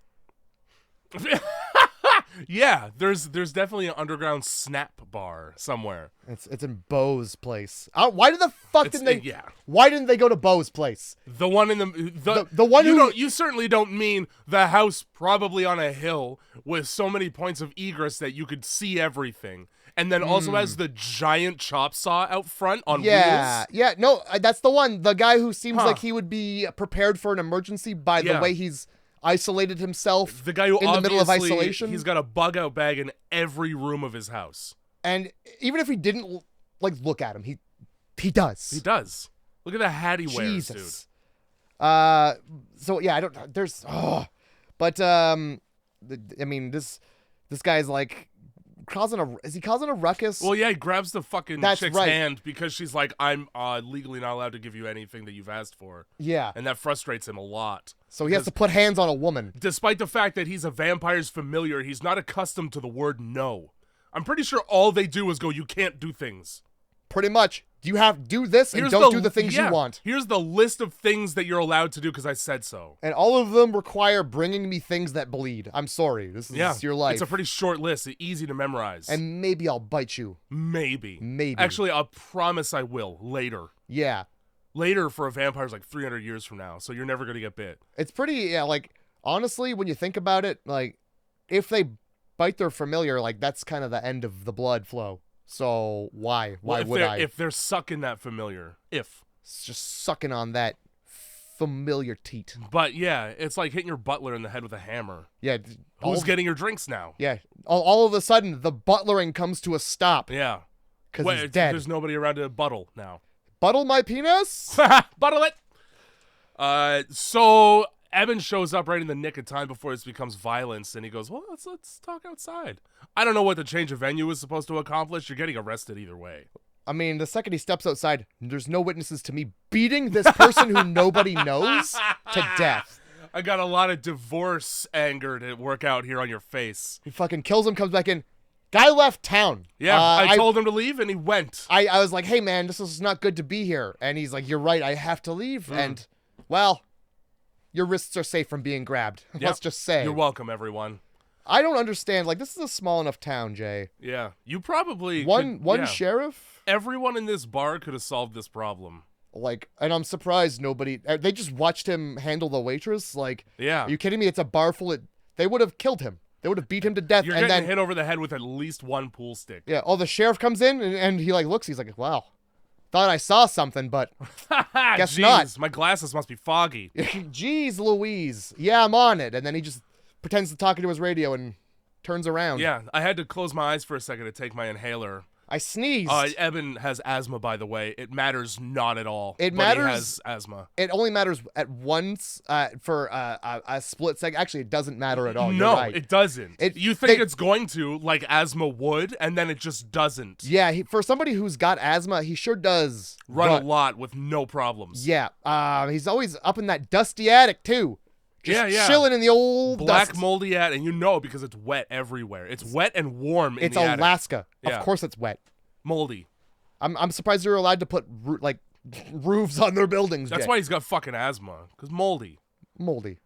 So fucking the town doesn't kill this new person. Nobody puts it together that all this terrible stuff that has never happened before and is now happening with this new guy in town. Nobody's like, you. Hey, drive through town with your fucking radio loudspeaker thing on. Whoever burned all the phones, come see me. Everybody who didn't burn the phones, put your hands up. And bring the guy who burned the phones to come see me. It's a way bigger problem than just me and Billy on the hill being like, well, that sucks. Yeah, hello, everybody. No, it's a bigger problem than that. How come nobody is upset that they can't make a phone call? Or fly out of here. Yeah. Nobody's really noticed that you're all stuck here. We've really turned a blind eye to this stranger entering our homes and stealing our things. Yeah. Who else would it be, given the gravity of burning all the phones? Every house is tiny. How is he going unnoticed? And at this point, just be a vamp. Just kill him. Just kill the people. You're in the house. Just kill him. I've seen I Shouldn't Be Alive. Okay? I've seen... Great show. I Survived. Great show. I'll tell you right now, nobody at the fucking North Pole leaves their doors unlocked because polar bears know how to turn handles. You know what? I feel like polar bears are just big enough that if a door's there, it's not, you know? Yeah. That's a great point. What's this, just a flap that opens when I push on it? Even more reason to have a giant metal bar as a lock across your door. Yeah. You know the kind of thing that can't be jimmied open by just a guy? Mm-hmm. And like, yeah, it's America. Everybody's doors are locked. I'm surprised everybody doesn't have a gun. Most people do. There's not enough of them. Haven't been using them. There's not enough guns. The only person who like pulls their gun out at a time that really matters is the fire marshal, which is right now when she puts it to the back of this guy's head. Yeah, ruining Eben's macho moment when he's face to face with the enemy, number one. Just cucking this beta male. Taking the arrest over 100%, and then also telling the criminal Eben's full first name. Yep. Hey, no wonder you're separated. Not only that, and then going, I don't even know if I'm allowed to have this gun, but I do. Hey, I mean, I guess now's not the time to worry about your illegal carry. You know, honestly, though, like, if you're in Alaska, you probably want that. Yeah, you do. Because of the stat you mentioned earlier, Jay. Oh, because of that stat, and also the polar bears. They're also the number one state that where bears. People get eaten by fucking polar bears. Like once a month now, it happens. Well, maybe if all the polar caps weren't melting, these bears would have their polars. They wouldn't be so mad. They wouldn't be so ornery. Ornery. They're ornery because they don't have their poles no more. Yeah. They're not polar bears. They're just wet. How are they gonna ski? Exactly. How are they gonna enjoy Coca-Cola without their Coca-Cola? Also, the Coke ad for the fucking whatever Christmas was 100% AI this year, and I'm upset by that. It's fine. Yeah, I don't know why they just didn't go back to those old ones where like the bear has like. You remember those ones? I have never, No? especially in this day and age. Oh no, I have. I've never seen going back in time to hit the nostalgia fail for a company. In the past, like 5 years. Yeah. Remember the 1960s commercials? Let's play those again easily for no money. Remember when bears used to push like bottles of Coke around to their little bears? And like pull a sled? Yeah, those were the days. AI. Let's $1 million. I mean, it's worth more than that, but a company worth so much money, just type a prompt in and you got yourself a commercial. Nice. We paid Jeremy $17 an hour. Yeah, to fuck type Jeremy though. Coca-Cola commercial into Google. Could have Chat. employed like 5 animators. It's all good. Employed one intern. Type it in. Look, you don't need to make a commercial. I'm going to get Coke no matter what. Anybody who isn't aware of it right now isn't going to be made aware of it by a polar bear commercial. Nobody's turned on to cola by an AI generated commercial. Yeah. Boy, oh boy, what's this newfangled brown liquid? Wow, it's magic. Brown.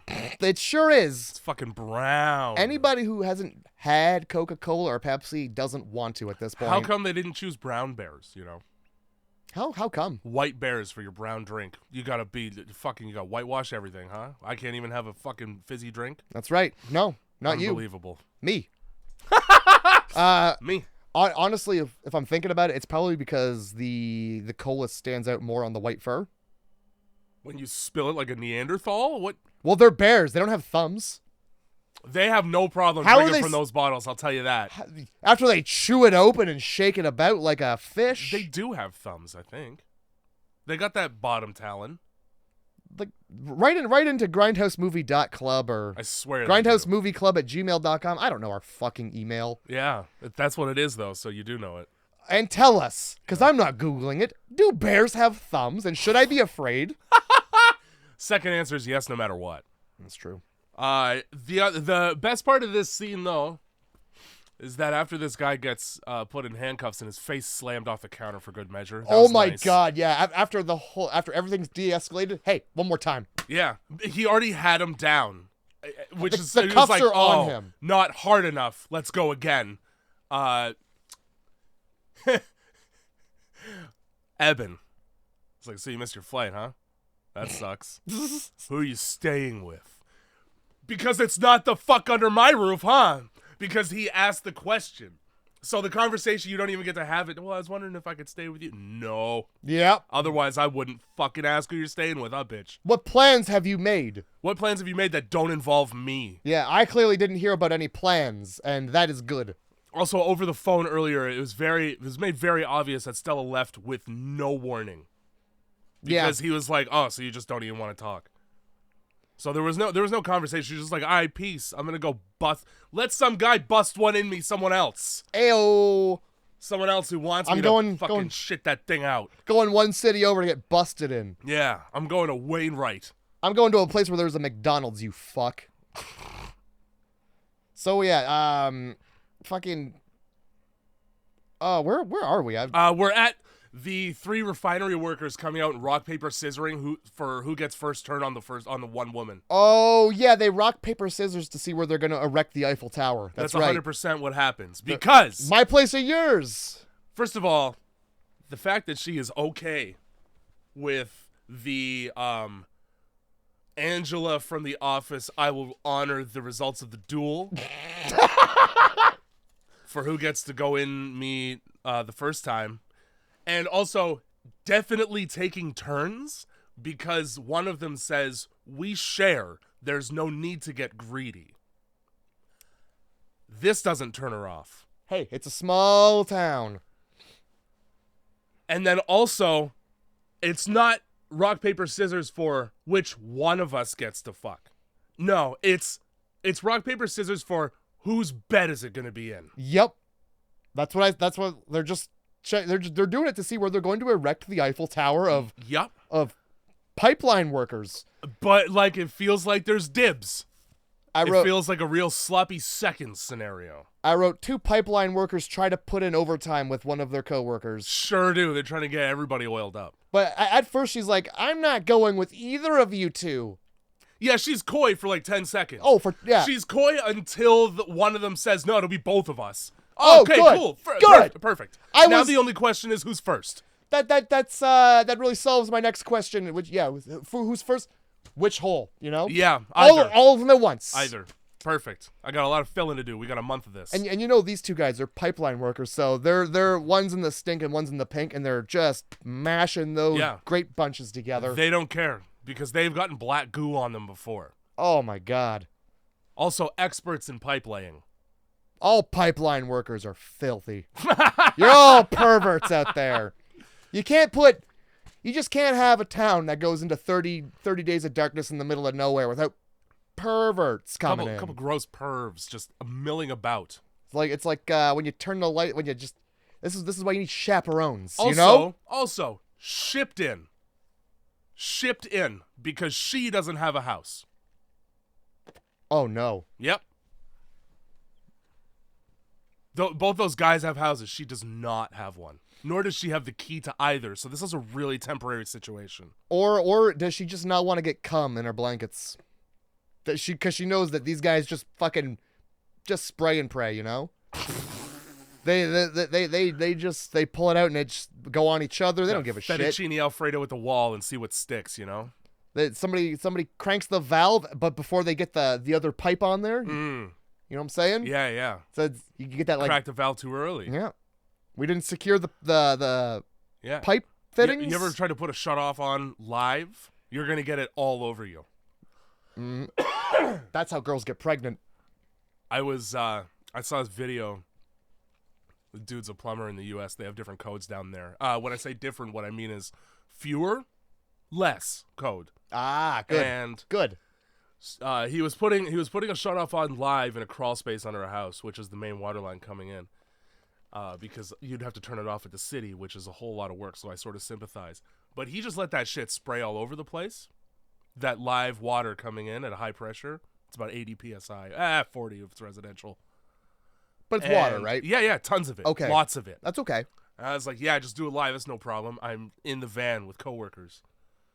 To which my one coworker who's been licensed for about 10 years longer than me goes, it's under the house. Who gives a fuck? Good. Great. Yeah. Great answer. Yeah, it is. Perfect answer. Create a sinkhole. It's all good. Hey, not your house. It's true. You got the job done. Yes. Then I think we're good. Anyway, it gets all over you when you do that. And you can take that from me because I've done it before too. Well, I'll tell you what. As long as it's not poo, yeah. we're good. No, it's a big deal. When it's just some nice, clean, fresh water that's probably been through a softener already. Oh, fine. my God. Just fine. All that fluoride, your teeth are going to look great. Just a chilly shower. So, the cops are driving, fucking this guy. Well, it's not even the cop, sorry. A cop and the fire marshal who has a gun. Yeah. Which, as far as I can tell, Jay, is one more gun than the cop has. Cop hasn't pulled his out yet. When the fuck does he shoot anybody? When does he have a gun? He don't.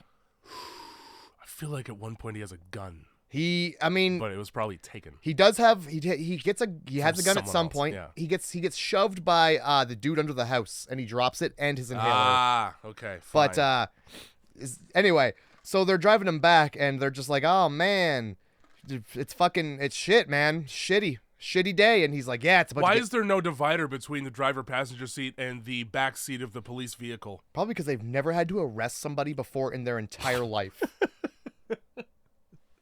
The entire history of the town, there's never been one arrest. Yeah. It's not to say there's been no crime. Oh, yeah. No. There's been crime. They chase Malachi all the time. He just gets away, and then they're like, we'll get him tomorrow. They see the cell phone burn pile. It's like, there's no cross here. This is weird. Fucking Malachi. I don't even see shoe prints, but I know it's him. I can smell him. So yeah, the cop's like, oh man, it's been one hell of a day, and the new guy's like, yeah, just wait. Awesome. Just fucking wait. Hey man, what's that mean? Yeah. I'm just wondering what that means. Well, that's a fun thing to say back there. How about we talk about our marriage? Hey, you, keep it down back there with your ominous prophecies, you fucking dirty tooth piece of shit. We're busy talking about our marriage in front of you. You fucking waitress grabber. It's not a wonder how everybody knows fucking Eben and Stella's business. She can't keep her trap shut about sensitive topics for more than 30 seconds, regardless of environment. Yeah. I arrested you for being a new guy in town. That's all it takes. There wasn't really much of a reason to put you in cuffs other than you were in my face. I mean, that's reason enough when I'm the fucking sheriff. Yeah. Fuck this guy. Don't ever make me a sheriff, dude. Looked at me funny on every arrest. All of my paperwork. Oh yeah, the pipeline workers. Yeah. So they're they get got. Yeah. It's just so in the middle of figuring out which pipe is going where. Yeah. Which pipe's getting lined up with which hole. Somebody gets yanked into an ominous dark building. Now, when you say yanked, I think what you mean is jumps backwards into the darkness of an ominous dark building. Yeah. Is prompted to disappear into the darkness, whether against his will or not. Yeah. They would like you to believe that it was against his will, but it did not appear to be. No. It looks like two men running in tandem into the dark. Yep. Anyway, so that happens, and they're like, "Where did he go?" And then he falls out of the sky. I'm right here, guys. But more dead sounding. Yeah. And then this is when they are just surrounded by vampires, and the girl runs, but the guy doesn't, and I don't know what to tell you. I'll tell you, the girl fucking escapes that. Yep. Just by running and screaming, aka making a nuisance of herself. During a time where, again, you get arrested for being new in town. Yeah, and this part of the movie also, the vampires are pretty much just skulking around still. You get enough gruesomeness that you can see that they're vampires if you have a fucking brain, because when he drops, his neck is wide the fuck open. What the fuck else could it be? But mostly they're just in the backgrounds of shots, having long trench coats on. Yep. Not looking a lick like Nosferatu. Yeah, not at all. Certainly not. What do they? What kind of? If you had to, like, they're just like they're not like what that is. Neo in the Matrix, all of them. Yeah. And then Nosferatu 100%. The head vampire's wearing his coat, for fuck's sake. What kind of vampires are these? Because there's rage vampires. I feel like there's vampires like there's zombies that are rage zombies. Yeah, that's the comparison I made as well. Some vampires can talk. I feel like in the movie Daybreakers. Is that one? They're just like monsters, are they not? Daybreakers, they're just people. Daybreakers is the Willem Dafoe noir one with Ethan Hawke. Okay, maybe that's not the one I'm thinking of. There's one where they're like under a tree. There's like a tree and they chain the dude to the tree and wait for daylight. In Daybreakers, they leave him on a cliff. Nah, it's I'm thinking of another movie then. But they're like more like monsters, and I don't know. I'm definitely thinking of another movie. I mean, The Descent. Yeah, Daybreakers has they have like tinted windows on their cars and shit. Yeah. They're just really fucking cool, honestly. What? Yeah, because it's literally the opposite, right? It's vampires trying to survive, and they got people. Yeah. Yeah, and all it's right. Like we gotta keep this even balance going because we're obviously vampires, but we don't want to run out of our food source. Yeah. And then Willem Dafoe is like, I figured out that in order to cure being a vampire, just burn alive. Just burn alive for a little bit. Just enough. Not all the time. You want to have a nice crispy outside. Yeah. You want to be braised. Just seared. Just seared enough your juices don't leak out. Yeah. You don't want them out. But yeah, I have no idea what movie I'm thinking of. Anyway, yes, the comparison that I literally made describing this is like the 28 Days Later of vampire movies. Where they're just super violent. But they can still talk. And they can, some of them. Some of them just speak language. Yeah, vampire language. Sanskrit, probably, or some shit like that. Vampire language. Blood. Yeah. Blood. Vana. Blood thirsty. I think it's just Transylvanian, to be honest. Why wouldn't it be? Well, then it would be Romanian. No. Transylvanian. It's pretty much the same. I don't know. It's white people. They don't get much whiter than these folks. Well, I mean, they do because these ones are like dirtier. Gypsies are generally, they don't wash much. Roma. Jay. Roma. That's Roma. right. Oh, yeah. I got to correct you on that. Hey, Roma. It's not Italy. You're thinking of fucking Trying to zhuzh up your race by calling it something that rolls off the tongue nicely. just making it sound homeless, you know? they Roma.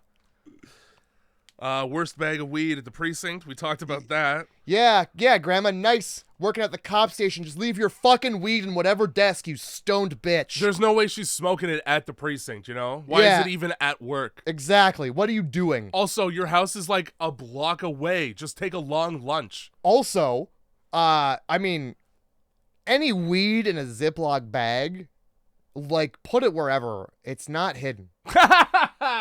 No Ziploc bag keeps out the scent of... Not at all. And then that's why he walks right over to that desk and he's like, hey, Jacob. What's in this drawer right here? What's this? I walked right over to this desk randomly. And I opened it up for no purpose other than to expose that Grandma grows weed. Yeah. Also, what a narc, Jake. Yeah, it's Grandma's. I swear to God. That old bitch be smoking every... Ah! I can show you the op. It's right in the basement. Jesus. Yeah, Grandma's a badass. She's like, I don't give a fuck. What do you want me to say? I was afraid you were going to arrest me. Ha ha ha. With an eye roll, like, put the cuffs on me. Yeah, I'm white. What are you really going to fucking... It's a town full of white people. White, and once you get to that age, too. Yeah. It should be completely legal to do whatever drugs you want. Christ. I don't give a fuck what anybody says. You hit 70, dude. If I make it to 70, I'm shooting up heroin. Day 2. You're probably going to die. Because, fine. 70. That's enough. Yeah, but do you really want to, like, yeah, Jay's dead. What happened? Oh, heroin. Well, he OD'd on heroin. Oh, so he was an addict? No, first shot. Ah. Bad decisions. It's better to burn out than to fade away. I feel like you're still fading away. I think everybody on heroin is slowly fading away, are they not? Even an overdose is just fading away, honestly. Oh, Christ. That's fucking hilarious. So the dude they've locked up wastes no time. He's just talking shit. Just like, you're all gonna fucking die. I don't talk to dead people. Yes, you do. All day you do that. They tell you exactly what to do all... Yeah. But fuck, you're a dead person's bitch. Holy fuck. Oh yeah, like while this is happening, Gus dies at the fucking refinery. His name's Gus, the big fat fuck. Doesn't matter. And any time that you see an old fat man by himself in a horror movie, he's a sacrifice. He goes before the second act. Oh boy. And like if you see him get lured outside, yeah, done. Yeah, forget it. Like as soon as Gus got up from his desk, I was like, all right. You know what's Goodbye, fucking Gus. hilarious? Okay, so they cut the power and he's got to, I assume... No, because he dies before they cut the power. They're trying to get in. So, Gus, if I'm manning a station, okay, North Pole, by myself, sun's down for a month. Hear a noise outside? Good. Because I'm in here. And I won't go out there. No. Guess what? Click. Great. All good. I would hope so. Bars on the windows at this place, dude. Bear proof. You're fine. Is it vampire proof? It can be bear proof, but is it vampire proof? Also, why is there so much security on this building? Who's coming out here to fuck it up? What's with the big metal gate with the barbed wire when you're 80 miles in the middle of nowhere? Probably actually polar bears. That's the only reason. They see a hole and it's inside in there and they want to see what that's about. Oh, yeah. It smells like people are living in there. Yeah, let's fix that. Yeah. It smells like there's blood contained within a body. I would like to just make sure that's not. Mm-hmm. Change it, you know? Fix that up real quick. Let's just fucking paint this whole room. There's at one point, because he mutters, and this is part of the reason why I wanted you to have the subtitles for this one, because the vampire's language isn't naturally subtitled. So the first time I watched this movie, I was like, what the fuck are they saying? I guess it must not matter. Turns out they're actually saying valuable things. It matters a great deal. Yeah. So thanks everyone for not telling me that. But the other reason is because you can't hear what this fucking prisoner dude, Vagrant, mutters. And the subtitle makes it very obvious, he wants to get turned so fucking bad. His favorite thing in the world is to get turned into a vampire. Yep. Yeah, he's got big plans. Big plans. And they involve milling about on a boat for years and years. Like, God. Sounds like luxury to me. Nothing better than having to find a living thing to suck the blood out of and get even, back on the boat. These aren't even... Back on the boat, guys.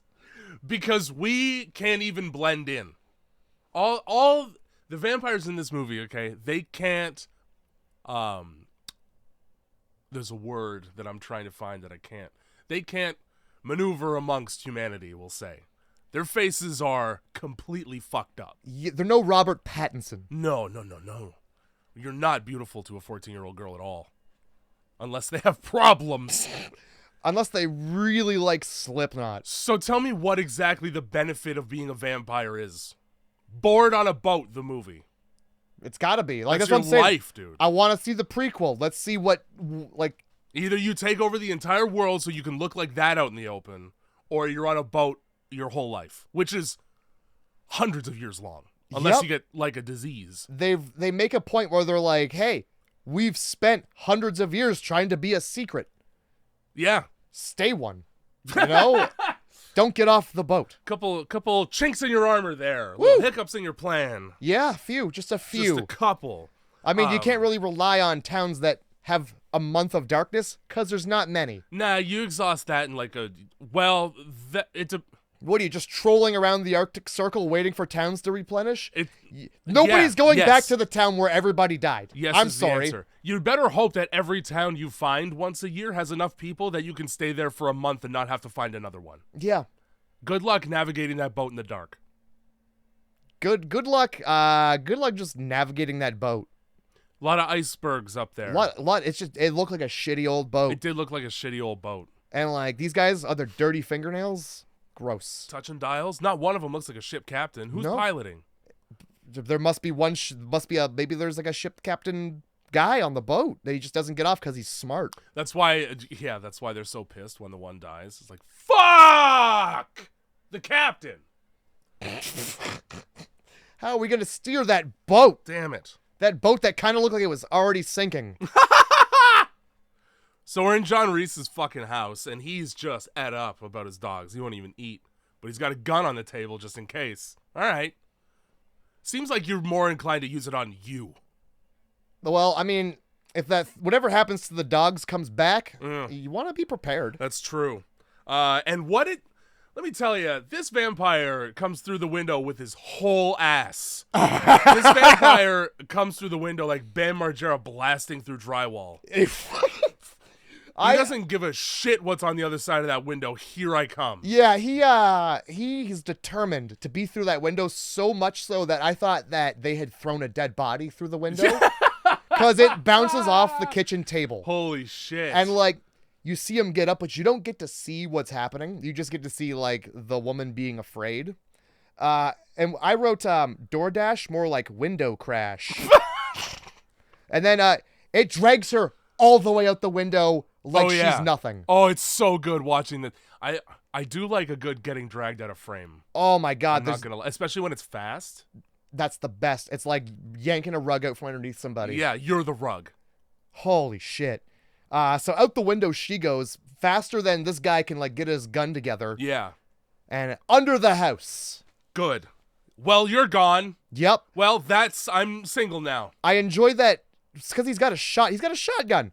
And he gets down on his belly and he aims it under the house like he's gonna kill just the vampire and not his wife. Right? How are you gonna differentiate? It's pitch black under there. Holy shit. So, like, I don't know, he, like, drags her around and drags her to, throws her under, like, the next house. It's just a drawn-out, long scene of trying to get, like, the vampire, and he's just like, nah, your wife's under this house now. Nope, your wife's under this house now. Playing musical crawl spaces. I'm just inspecting the undercarriage of every house in this. I'm the house inspector.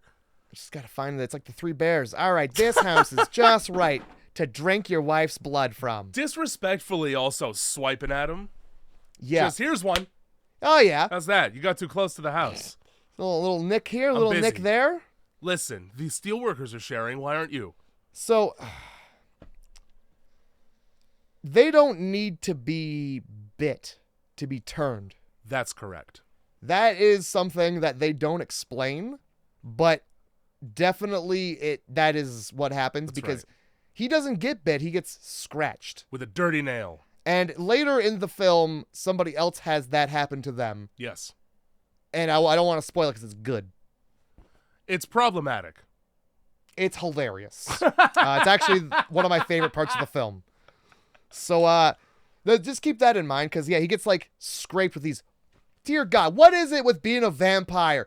Cut your fucking fingernails. Also, they must have some kind of ranking system based on nail length. Like it's gotta be. It's India. It's a fucking hierarchy of filthy fingernails. Head vampire, nails as long as a black woman call center agent. Oh, dirtier than a cheese that rolled under the Dirtier stove. than a cheese that's ready to be eaten that he was there when it was made. An under the fridge cheese. Some Parmesans are like 120 years old. Disgusting. That's why it's so rock hard and turns to powder. I don't know fuck about cheese. Oh, dude, Parmesan's so gross. I don't even care. I don't like it. That's fine. It's like my least favorite cheese. Well, it's a cheese that, like, sometimes you don't even know you're eating. Like, it's not my least favorite cheese, actually. Any soft cheese is my least favorite with the exception of brie. I'm just gonna be honest. This fucking I can't stand it. I can't stand goo cheese. All cheese matters, man. Actually, least favorite cheese, this is the real answer. Baby Bell. Easily. What? Yeah, far and away. You don't like a cheese that is contained within a moist wax ball? Yeah, man. No, I sure don't. It's portable. Especially you can put when that in your pocket. I spent my childhood watching children eat that cheese and seeing their teeth marks in the cheese. Hey, man. I'm good. No one's asking you to look. Okay, name another cheese you can put in your pocket, Jay. Name one other cheese that goes in your pocket. Any appropriately packaged cheese. They're all too big. Any of them. Don't get ones that big. That's the whole point, though. You get a Baby Bell because you need this much cheese. I've never in my life needed that much cheese and been that far from a kitchen. Or a fridge. Oh, this guy. Not once have I been like, I could go for some fucking just cheese right now with a nice waxy film around it. What I like is that somebody told the kids at my public school that you could eat that wax. Yeah, that's wrong. I mean, technically you can. You can eat a lot of things. You can chew it like gum, and they did. This is the thing, dude, and this is why we're getting so close to the gray goo that it's a legitimate concern at this point, is that nobody stops to ask, should you? It's true. All right? I mean, Should we try and colonize Mars, you know? Should we eat we? the red wax around the cheese? Should we have a Tesla manufacturing factory in my city? Yes. No. Very no. Everybody needs to be driving a Cybertruck because they're the coolest fucking thing. Yeah, if you really, really like the N64. Yeah. Yeah, I do. They could be mutually exclusive, okay? It doesn't have to be like... No, I like the truck and I like the N64. Well, you're wrong on one. It looks like a warthog from Halo. No gun though. It doesn't need one. Yeah, it does. Then And no stickies either. Not even put worth one it. on there. Warthog's a piece of shit if there's no gun on it. Bulky. You break. Put one. You fucking do backflips over rocks. Actually, not that inaccurate when describing a Cybertruck. Put one. Put one. Well, we're divided here. Ugh, fucking Cybertrucks, let me tell you. Woo! Speaking of things that are really difficult to get out of once you're in it because they auto-lock, we're at the jail now. and this guy, two adults really let a 15-year-old boy run toward a criminal for a piece of plastic because the danger is that he'll be able to use the action figure from Risk to pick the wrought iron jail lock. Yep. And it takes all of him being like, yeah, I'll break that apart and do that to convince the child. Yeah, and nobody stops him from getting within strangulation distance. Like, if anybody had half a brain, they'd be like, if we see you do that, we're going to smash your fingers with a baseball bat. So it's up to you whether you want your fingers smashed or not. Stella's like, I have a gun. I mean, when he leaves, does he not tell her, like, oh, no, this is later, but he's like, there's a taser in the back. Also, Use it on him if you want. Yeah.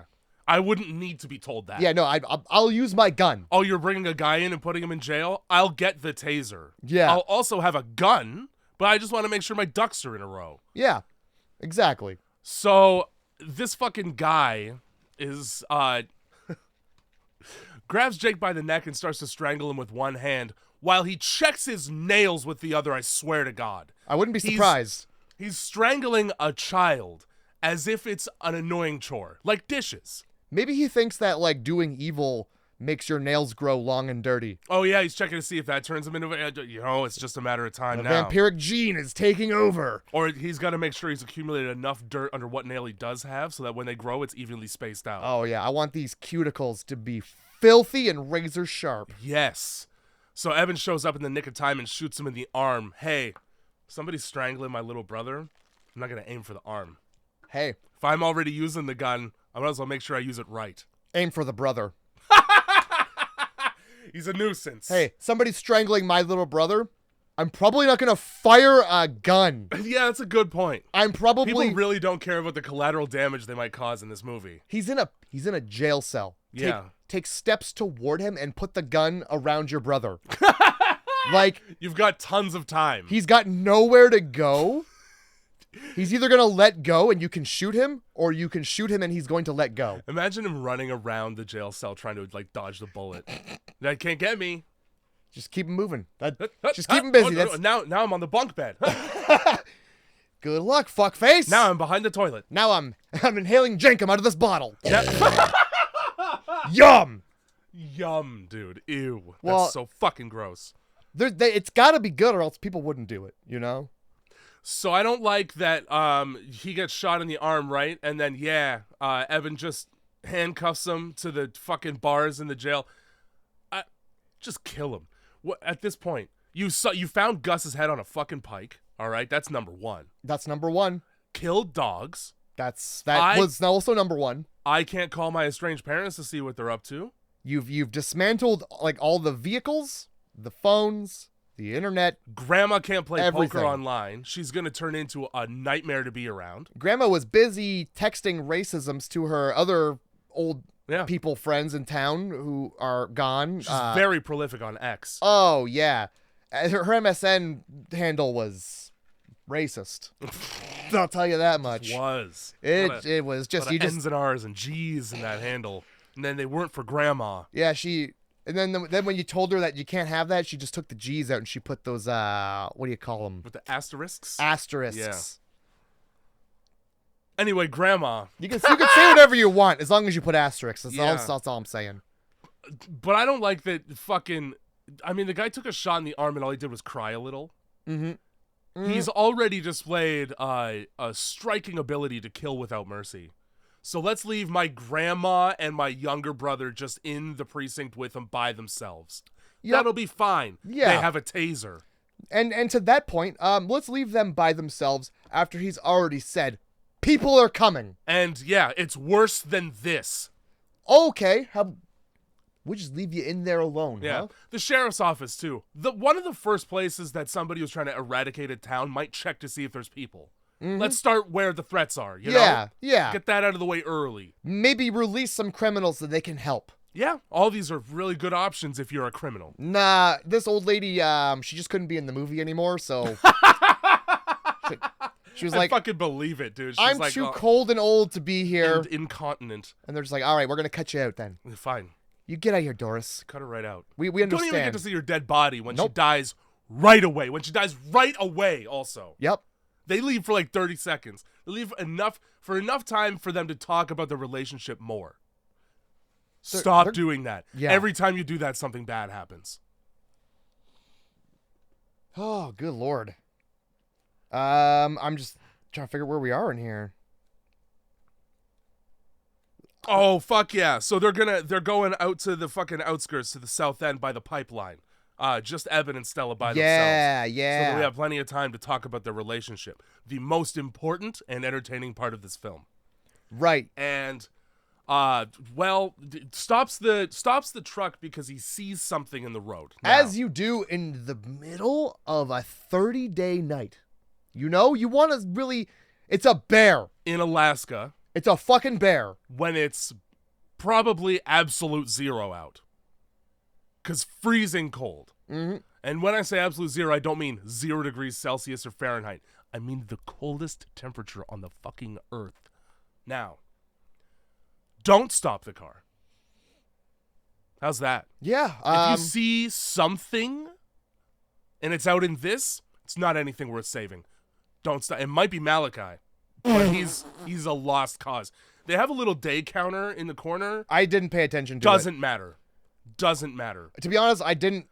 I lied. It matters once because you're on day 18 and they've been in the attic for 18 days in that case. Where'd you get the food from? The house, hopefully. 18 days worth of food in the house for 6 people. Well, if you ration it enough, poo in the same bucket. If you don't eat so much, you don't poo so much. Why are they shitting in the attic? How's that? They probably. Oh, come on, they took turns going. There's a toilet right there. Yeah, but just open the valve. Okay, so just run water. Maybe they're just pooing on top of their poos. Actually, you're running glycol if you're running anything, because if it's frozen, then you're fucked. Anyway. More to your point, look, the cold, the night, you're in a vehicle, all those things. If you see something and it's not a bear, it's probably somebody that needs your help. Maybe. Don't stop.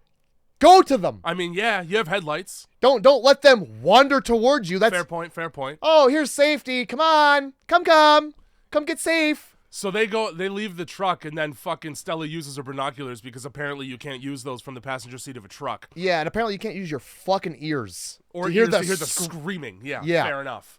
This is why I wanted to bring it up. Because they reverse out of the scene, cut to they're driving forward at speed. Maybe they pulled one of those wicked 180s. Why wouldn't you show that in your movie then? They didn't want to encourage people to try and do that. Fuck off. You're in Alaska. There's nobody else on the road. You're fine. Do donuts. You're also a cop. Do whatever you want. Yeah. Who's going to arrest you? Hit that guy. Point Hope? I don't know who ran that guy over. I don't know. I'm the cop. So they get fucking attacked by a vampire all up and down, and this is where you find out that even though you shoot them, they're just fine because they're fucking vampires. I don't know what's taking everybody so long to clue in on the fact that they're fucking vampires, okay? There's plenty of evidence. This guy has done everything but be like, also, they're vampires. Yeah. I've seen enough to at least suspect that. Yeah. They came out at night. They have no problem in the cold. I just shot one, and all he did was yell and then keep hitting my car. I mean, it doesn't really matter. Decapitated a man. It doesn't matter what the fuck they are. They're monsters. Bad enough, yeah. Bad enough. You should be getting the fuck out of there and leaving nothing but a trail of A's and H's behind you. And feces. So they hard stop to knock him off the truck, and then they don't run him over. What the fuck is that? Love it. They just drive around him. Love it. Hey. Run him over. No. I don't wanna. He might get stuck under the tires. Fuck. And then we gotta push. So they were gonna go back to the cop station where... Because Helen's radioed over the walkie-talkie her blood-curdling death screams. Oh, yeah.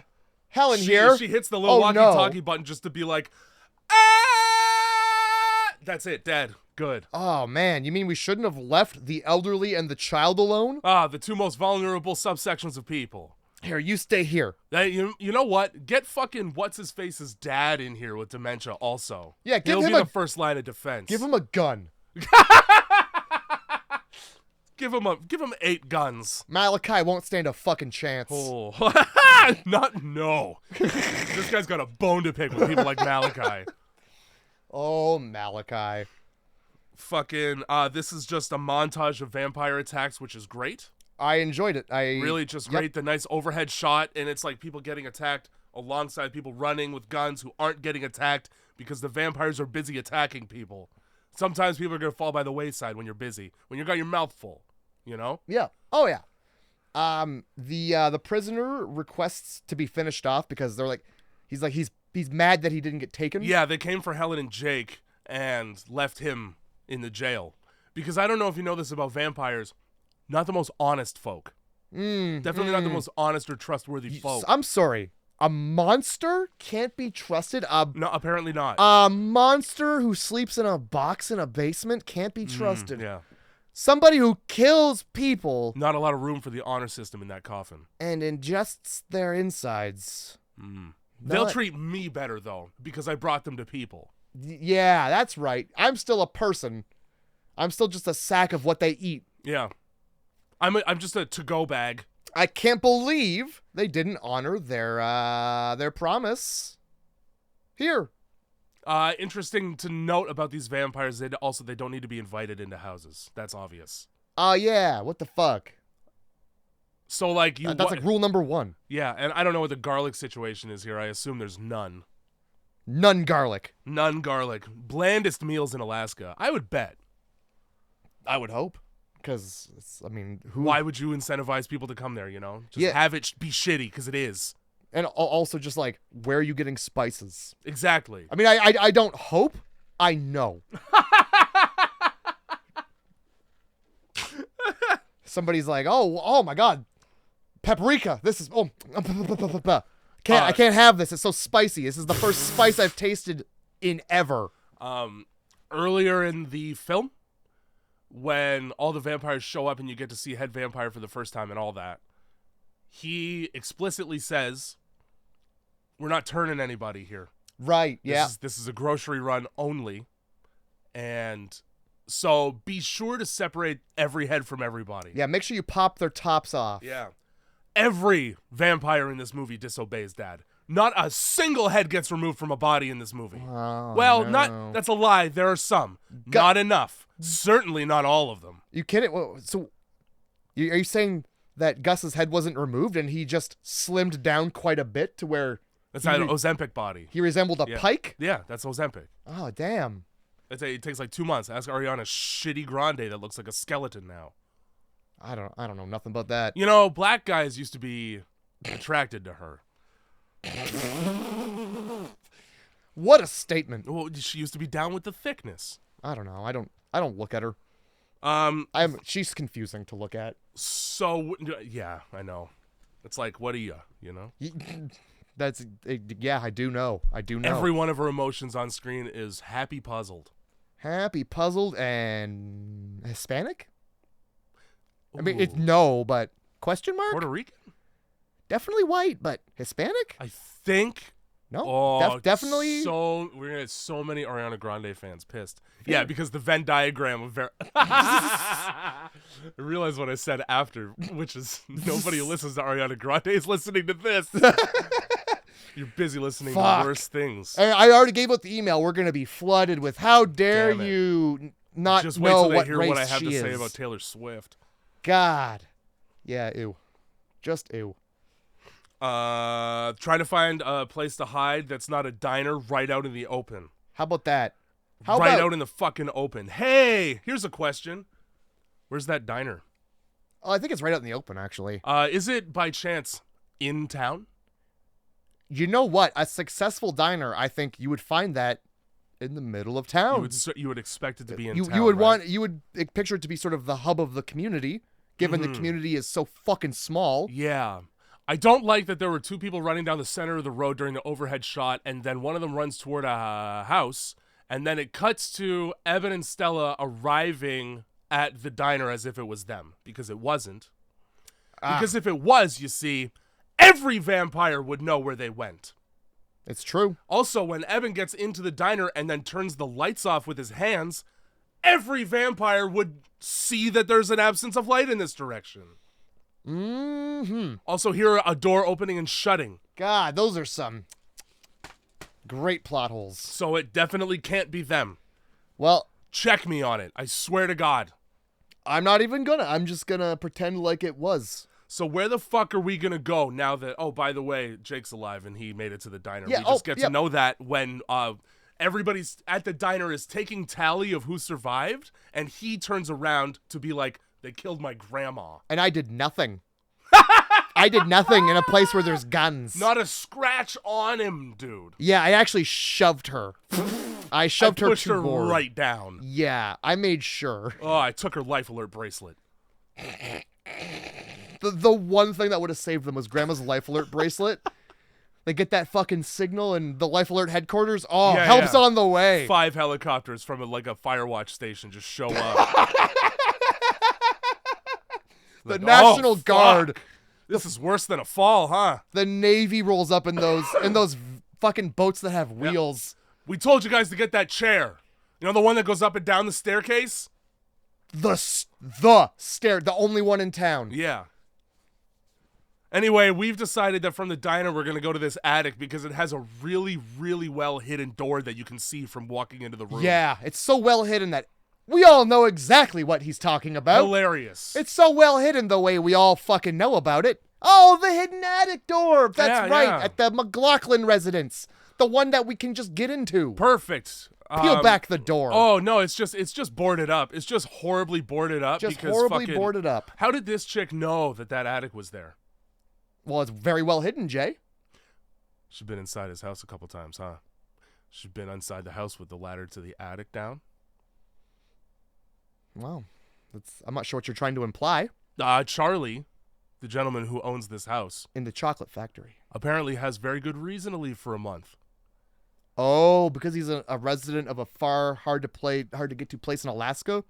Also because a random woman who doesn't live there knows where his attic is. Well, you would imagine that she wouldn't be alive if she knew where his attic was in that case. You know what I'm saying? And the reason I said again that she doesn't have a house is because Eben's advice once the attacks start happening is go home. Oh, great. And if you don't have one, go to the diner. She's one of like 3 people at the diner. Who the fuck doesn't have a home? Somebody who gets shipped in from Alsace to fuck the workers. Yeah, but you think they'd at least rent her a place, you know? She just stays with whoever she's fucking that night. That's quite the unbreakable laws of rock, paper, scissors. That's quite the work arrangement she's got there. Yeah. Was that in the fucking paperwork? You'd think. Well, she seems pretty amicable to it, so it's not like it was sprung on her. It's a fucking dick up your butt. Yeah. Stipend, eh? That's what it is, right? I put it in the stipend. Here's your what's it when you like travel for work and they give you money for shit. A per diem. Yeah, here's your per diem up your per diem. Yes, dude! Grindhouse Movie Club, everyone. We'll see you next week. This movie's got a lot of holes in it, eh? Yeah, once you start poking. Yeah. Once you start poking like a building inspector looking for places you patched over. I had a dream last night that I had all these paintings on my wall and I had to move. So there's all these like holes from where the tacks were. And I heard once when I was younger that you could use toothpaste to cover those temporarily so that you don't have to pay the fee. So the dream was me globbing toothpaste up top and then scraping it down the wall with a trowel and being like, that's good. Yeah, that's a pretty boring dream. That's like a mundane. Yeah, dude. My dreams are about work and shit like that. Oh, Christ. It's great. I never fly around. I just don't dream. I don't have them. I have them all the time. I just open my eyes and I've awoken. Well, as it turns out, I'm horribly, horribly anxious at even the slightest of inconveniences in day-to-day life. You should just like turn off your dreams, man. Yeah, I'll just turn them off. Just turn them off. So get blackout drunk, basically, is what you're saying. Just turn it all off. That's the only time I don't dream. Blackout drunk sleep is you close your eyes and you wake up and hours have passed. It's a good one. It's a time machine. It's a time machine in a bottle. That is what it is. So how about a family just getting murdered, huh? How about 2 people in their home getting murdered? Yeah, with a fire poker. Inside and out. Perfect. I enjoyed that. The guy like gets pinned to the wall with a fire poker. I like that. The signal to all the vampires that it's go time. Is I'm going to take my filthy nail and fuck this record up. Oh, yeah. I'm going to make this record unplayable for the next family that finds it. God. Oh, great. That scratched right through fucking, Who Are You? I was wondering if he like... the name of that song is by The Who, the CSI intro song. Oh, yeah. I think you're correct. I thought he was like just hearing music in his head and he was hating it. That's right. I thought he was just screeching because like this song fucking sucks. Oh, you guys listen to Offspring? The kids are not all right. Yeah, the giant massacre in the town square probably isn't the best time to enact the plan. Let's split up and leave. Yeah. Maybe wait until they go into hiding like they've done. Yeah. You mean the sun's coming in 30 days. Just chill. But Yeah, no. Also during the chaos, somebody is just screaming, "What are you? What are you?" While he's getting eaten against a fence. Yeah, like anybody. Maybe ask that earlier. I'm a vampire, man. We're vampires. That's it. Thanks for the candy, Dane. Thanks for the candy, dude. They go, we're gonna go up to the fucking utilidor, so 2 of them hop in the car instead of everybody hopping in the car and driving to the one place of safety. That makes sense. Yep. No, we'll start at the attic. Why? Just go straight for the fucking thing. Nah, we gotta get up in that attic for days. I honestly, maybe, possibly weeks. I saw the day count, and I kind of forgot to pay attention to it. The day 18, and that's all. And that was when they leave the attic. Okay, then maybe there wasn't any before that. Maybe that was the first one. Maybe like they probably did like the first night. Maybe. Yeah, like one night before. Oh, they did day 7. They did day perfect. 7. Before the attic? So they're up there for a week. Yeah. Day 7 is when, let's see, what did I write? I wrote, old man has Alzheimer's fit. Mom died years ago. Shh, sleep tight. Yeah, fucking tight. Because he wakes up and has a fit over his dead wife, and they're just like, no, she's been dead for years, buddy. Go back to sleep. The diner owner is like, you should go to sleep now. Yeah, your dead wife has been dead. Yeah, maybe you'll see her if you go to sleep. Sleep tight now with your dead wife. Nothing puts me to bed better than knowing my wife's been dead for years. I've got no questions. I've got Alzheimer's. Yeah, like you could have just been like, she'll be back in a minute. Yeah, just go back to sleep. She's shitting. We're not flushing. It's the month. It's the no flush month. So they take off in the police cruiser, right? And the vampires obviously hear that, so they flip the car. That's fine. My only issue with this is that while they're flipping it, it keeps revving, like Stella's foot's still on the gas. Mm-hmm. It's not. They're upside down. Hey, man, you can still do that. You can still put the pedal to the roof. And then, to the roof. And then I wrote, Bowdozer comes in clutch. Oh, because yeah. That's when fucking Bo shows up with we learn later, vampire dispatching machine. Oh my god. Because that's what it is. Like, again, you saw the shredder. You know what's coming. I call it the fixer because it solves problems. It solves a pretty decently large problem. Holy shit. Yeah. During the the attack on the town, I thought I saw Bo get attacked, and I was upset. Yeah. I'm like, because he hasn't had his opportunity to be badass coming in clutch yet. Exactly. I'm like, how are you going to have a movie where he's in it? Yeah. And, like, I assumed he was going to save the day. And what's really funny is, like, later on, he does get sick of how low his KDR is. Yeah. He ups that quite a bit. It's like, oh, these numbers ain't cutting it. He gets on a streak. He gets that UAV in.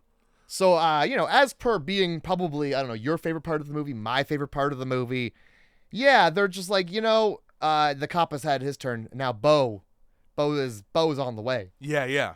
He gets my turn comes later. That comes much later. He gets in the drivable chainsaw.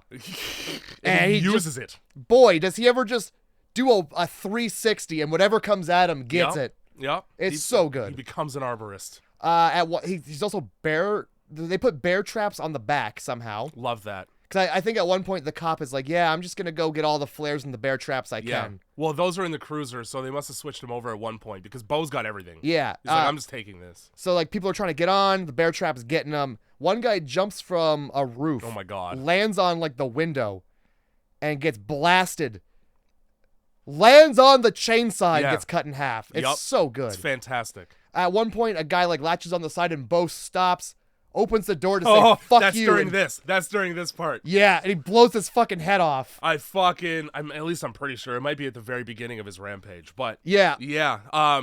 Also, during that part, Kick fucks a girl with the door. Yeah, he does. Right after saying, fuck you. Yeah. Fuck you, bang, with my foot, and then with my gun. Twice. So good. Beautiful. Oh, my God. This movie really needed Bo going wild for a bit. They get to fucking the attic. I don't really know how. I don't remember how they get to the attic sight unseen. But when they do, everybody's already there, and that's fine. I started calling the guy because they say his name like once. I just started calling him Muffin Monster, the dude that owns that thing and runs it. And he pokes his head over the attic and literally breathes a sigh of relief when he realizes it's not vampires a-knocking. Whew, thank God it's not vampires. Man, I sure would have hated that. You know, asking to come in, finally following one fucking rule. I guess, yeah, the fact that Bo came with a much louder machine gave them enough cover, like distraction cover, to run to the house. But there's shitty fucking 30 vampires in the fucking... They're very selective with their eyesight. Look, this part of the film pissed me off because people running out in the open at any point during this film pisses me off. Yeah, that. But Bo drives this, for some reason, he drives the most useful thing in this entire town. Oh, yeah. Into a hotel, I'm guessing. Gets out with a box of TNT. Oh, we're going to talk about a lot. And flares. Yeah, we're going to talk about a lot of this when it happens, too. It happens right now. This isn't when. Because it's not until after the grocery store raid. It's before day 7. I got it right here. I swear no, because it happens after he says my turn. Oh, right. No, Bo saves the day twice because he does. This is the first time. He literally. Okay, sorry. I thought. No, yeah. This is when he has the fucking truck with the plow on it, and he just drives into them. Yeah, That's why I called it the Bodozer, because tread. Oh shit, that's what it was. I just wrote Bo saves the day, and I was like, wow, I just remember the best part of the fucking film. No, he does save it twice. Yeah. Oh, right. That's right. Yeah, he drives through the vampires with his plow. Yeah. And he fucks right off. And this is when I was like, because I thought that he was dead, and I had assumed that he was going to save the day, and then he does, and it's a predictable fucking movie.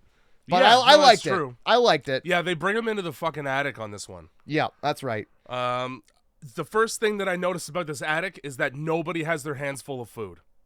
So we're just hoping that this one guy who left for a month has enough food in his fridge to feed 10 people. Yes. Famously, when people go on vacation... For a month. They leave their fridge fully stocked with perishables. Yeah. And this is not one of the houses with a built-in generator because we'd be using it. We'd be using it stupidly, might I add. Probably. Fuck you for using a generator at any point in this movie. Fuck you for peeping out the hole. Peeping out the hole. Every second you get. Yeah. Anyway. Because they linger way too long. They sure do. In front of that wide open hole that vampires can see in when they're looking up and down the main strip of town, aka town. Fuck. All right, so yeah, okay, so this is where the Alzheimer's guy has a fit, and they're like, all right, guess what? Yeah. We're gonna go get supplies. Okay, because what are you rationing up to this point? Mouse shit? This is the only thing I can imagine you have an abundance of in the attic.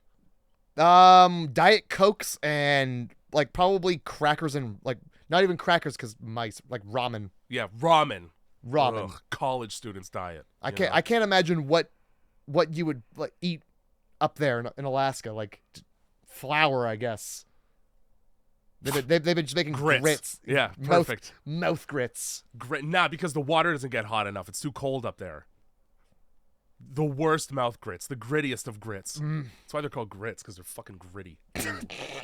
Ew. And it's gritty, not gritty. Gritty? Gritty's the guy. He's that mascot. Gritty committee. Or no, he's not even a mascot. He's a fucking Muppet. Is he not? Or no, Gritty's the hockey mascot that looks like a Muppet. Don't they all? I don't know. Or is Gritty a Muppet who is also a mascot? I have no idea. I don't know sports or Muppets that well. I know Muppets better than I know sports, and I don't know a Gritty. Isn't that fucking sad? No, it's happy. Muppets are fucking sick. I know way more Muppets than I know sports. I'll put that in my Tinder bio. Holy shit. So day 7 comes around, and this is when the vampires decide, let's play a little trick. How come everybody likes bullying Jake? Jake gets fucking knocked around all movie. Because he's a little pissy bitch. This time, one guy wants to leave because he's like, well, either we risk our lives out there or we die up here. Okay, go. Yeah, just don't. One less mouth to feed for me. Yeah. I don't give a shit. And also, if your way of trying to get out is to cause loud fights in the attic, please go. Matter of fact, I'm taking you. Yeah, you've been voted out of the attic. Oh yeah, we lit the little torches. I got my underwear on my head, and you're gone. Ow. You're off the island. How about I don't really care if you live or die regardless. If you choose to live up here, nobody loves you. Also, who are you this whole movie? Who are you this whole movie? They cart this fat fucking cirrhosis having guy out so that he can make a stink and then die. Pretty much. Great. Pretty much. He's got the stupidest death in the movie too. It's just somebody jumps down from a roof and kills him. And then nobody saves him. They don't even think about it. They look and they go, good. Fuck that. Huh. See ya. Must suck. That looks painful. Fuck, man. God damn. Jeez. Also, the vampires come back long enough to kill the vagrant during this part. Yeah, he's They like, oh, show you up. came back from me. Yeah. Great. And he's like, yeah, I know. I fucking told you we would. Here's where I'm confused. He can't understand the language. Or can he? There's no way that he can.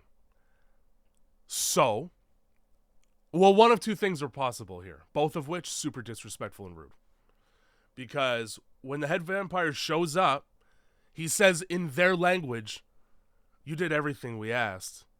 We're going to take care of you. First of all, poor choice of words. Yep. Secondly, if he understood that, then the next line that he says to his whatever fucking suck bang maid is the things they will believe. Which is him going, look at this chump thinks that we're going to keep him alive. Or he said everything in a language that guy couldn't understand and then snapped his neck for him. Those are the two options. Completely both of which disrespectful. Rude as fuck options. Oh, yeah. And this guy knows how to speak English because later on in the movie, a chick goes, oh, God. And he looks her dead in the face and goes, God? And then looks up and goes, no. No, God. I love that. He looks like he's like, I'm just let me just check. Let's see, where would that He God might as be? well, just fucking lick his finger and hold it up for the wind. Yeah, not feeling any God. Bone dry a God in here. Huh. So he's capable of speaking English and chose not to for that guy's last words. Just a dick. All around. Yep. No matter how you slice it. Oh, my God. Matter of fact, the chick who says, oh, God, is the decoy that you were just talking about. Right. So let's go over now, just for the viewers at home and just to keep tally of what's happening. They've cut the phones out. They burnt the phones. They've cut the internet. They've cut the power to everywhere. And they're smart enough to send out decoys to appeal to the morality in human beings. So they at least know what they're doing a little bit. That's what's happened so far. You don't keep somebody at the outskirts of town patrolling for escapees? You don't have anybody looking at any of the buildings on the very outside of town. The most important buildings in town. Just in case somebody saunters up, sight unseen, and crawls into the one place that could kill us. No, we're all gonna loudly stomp across the roofs of every building as this lady pretends like she's not being chased. Yup. Alaska. Tin roofs. Probably. Alaska. Because the you last want, frontier. Because you want them to absorb the heat from the sun during the day. Otherwise, you're cold as fuck. Yep. No black shingles in Alaska. There's a lot of fiddlers. Yeah. A lot of fiddlers on them tin roofs. And they're hot. That's why they call them that. So this lady, she's walking around outside screaming help. I'm not going out there, thank you. No, it's all good. If you're yelling help that loudly, you either don't know that they're gonna come to that, Yeah. or you're trying to get me to come out. Yeah. And either way, I don't know you. You've yelled it enough times that I don't trust that they don't know where you are regardless. Yeah. Train dilemma. They know exactly where you are. I could save you, or I could open the front door and walk outside, thus killing everyone. Tough one. I don't think I'm going to pull the lever, guys. Yeah, nah. I'm good. I'm really good. That's fine with me. So that trick doesn't work. And she's like, well, they must be all gone. And now I'm going to leave. Nope. No. No, you don't. No. Not even God can help you. No God. Because there's no God. My favorite line in the movie. Yeah. My favorite. It's a good one. I'm really happy that and you wouldn't recognize him because he does a good job, but they hired an actual, vampire. A highly credited performing actor to be the head vampire. It's actually a guy who's in other shit, like a lot of other shit. It's Dave Bautista. It's not. It's not. One of them It's really actually, looks you know like what? him, though. It's Anthony Bourdain. If you want to do that, Yeesh. it's Anthony fucking Bourdain. Not because That's he's dead. fucking rude. What the fuck? He must have the world believe that he's dead until he can control the beast within. That's the Hulk. Yeah. Joke's on you. That's my secret, Cap. I'm always angry. Which is what I say that to people. I wanted to read what I wrote here because it doesn't matter anymore because we already said it, but it's funny. Okay. You're expecting all these people to one-trip enough groceries to feed a dozen for a month. When they're just like, okay, we're going to raid the grocery store. We'll meet you at the utilidor. Oh, yeah. We're going to raid the grocery store. Let me just grab all the fucking Oreos that I told my wife I wouldn't eat. Yeah, because everybody, when they think of food, thinks of not food. Yeah, oh, man. No nutrients in an Oreo whatsoever. Get a lettuce, bro. I fucking told my wife I wouldn't do this. But fuck that bitch. Yeah. I might die anyway, so who cares? Man, oh man, I'm sure glad they've got fucking Oreos here, because let me tell you what, I was about to starve. So already, I'm beating you over the head with the butt of the gun if you come up to the counter with Oreos. You have 2 minutes to do this, and that's what you grabbed? You grabbed, yeah. Are you diabetic? You will be. This one old dude clearly has dementia, so he's just gonna fill his cart with milk and say you forgot milk and then go back for milk. No, I really need the milk. You can't go out there. I forgot the milk. My bones! Let me get my milk. Yeah. The vampires, they took turns slicing up that girl. Yeah, which is weird behavior. Is. And then... Like, I'm hungry now, you know? I think John goes outside. Does he goes, or not John, sorry, the fucking, the cop brother, Eben. Yeah. He goes outside for some reason. I don't know why.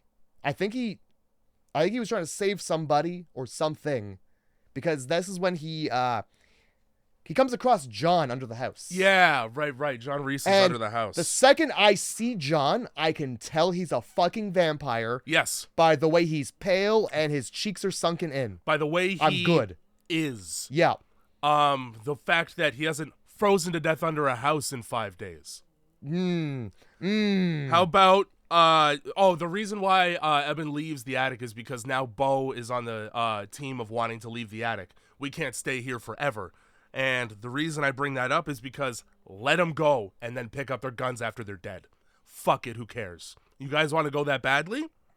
Cool, man. Yep.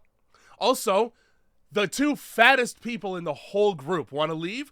Good, you'll slow us down. It's a point. It's a point to make. Your bumbling ass can't outrun a single... These things run really fast. You can't even run faster than a guy. They run really fast, but until they have to, and then they don't. Until they're chasing something. Yeah, that's true. Yeah. So John, it takes John a few minutes to get from underneath that house. He's not speaking in full sentences, and I can see his pupils because it's his whole eyes. It's his good. Entire eyes. I'm good.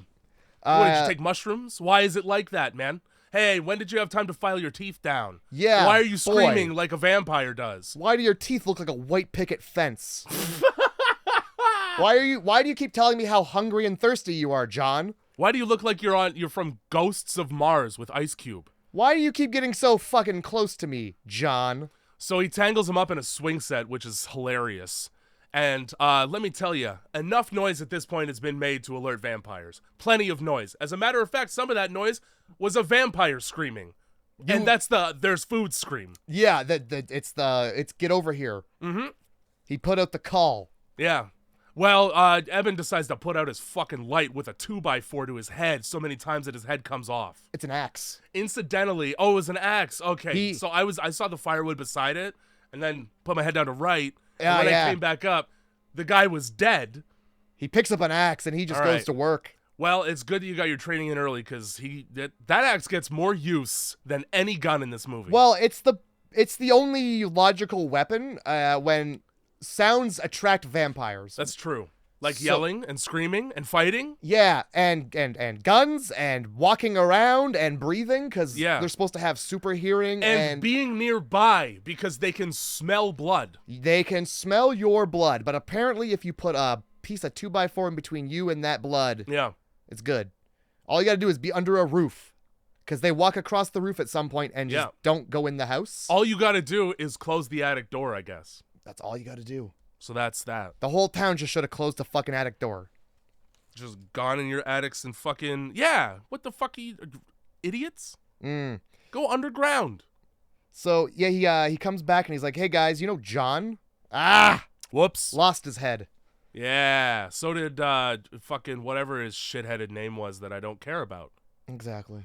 And the old man's like, hey, man, I'm going to walk one town over. Yeah. For no reason. I'm going to die if I don't. Yeah, it's going to be a big problem for everybody if I don't. Me, an elderly man, wandering out into the blizzard. Perfect. That's exactly what I want. So they calm his ass right down into a crying fit. And then he goes, well, I got to take a shit piss. If I can't leave, I want to at least shit. So they let him go do that. And while they do that, I get angry. Because first of all, the things that we've said already, which are don't flush. Yeah, I get it. Pipes will freeze. You got bigger problems right now. Flush the fucking toilet. And then he escapes out a window, but not before locking the door. Now, the way they find out that the door is locked is by trying to open it.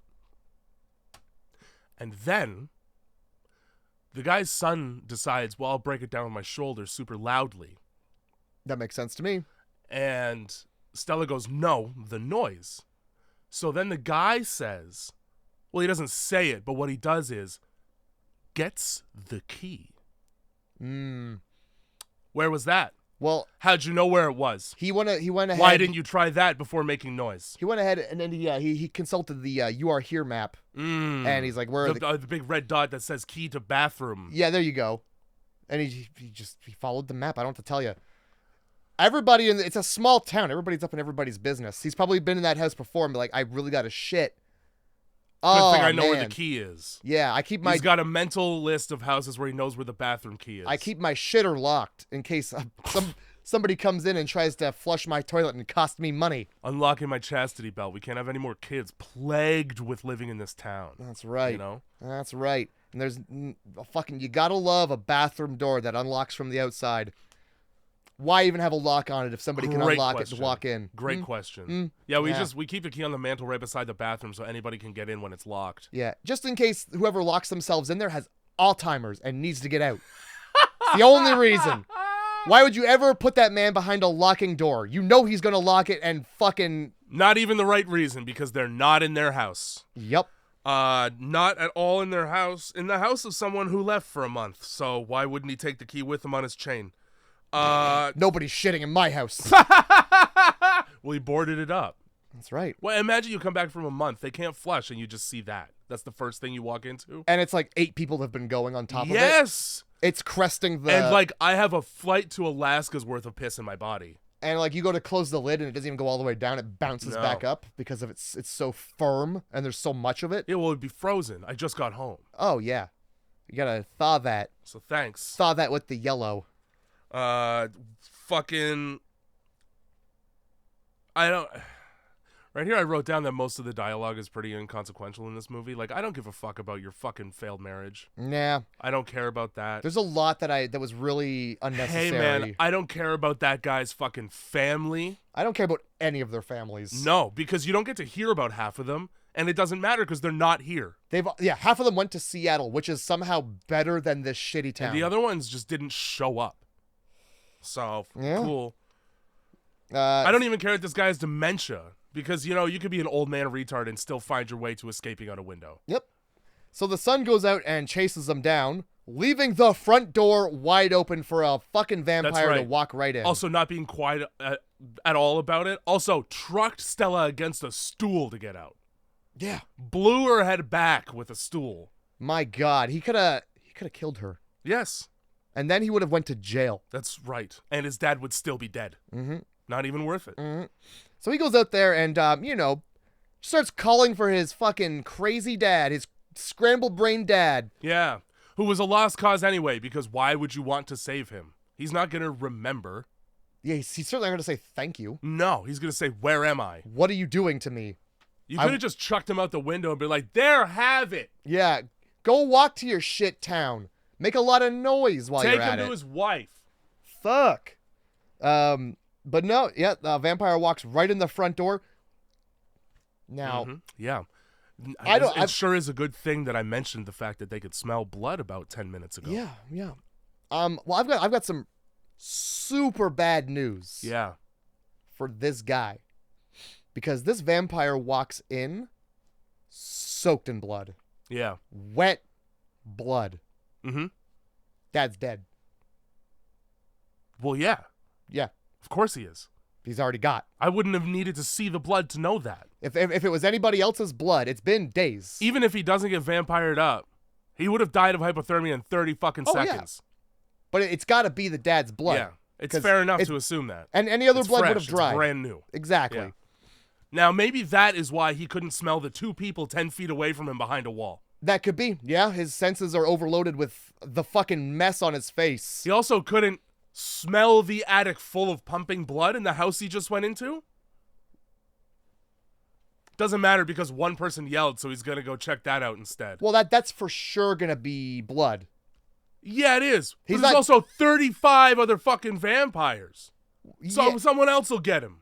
Well, that's the thing, though, right? You want to get them. Sharing is caring, though, you know? I don't think- Ask the steelworkers, once again. That's a different kind of sharing, and they have to wear condoms. Yeah, there's a lot less caring involved. Yeah, I feel like it's a free-for-all. Is it not?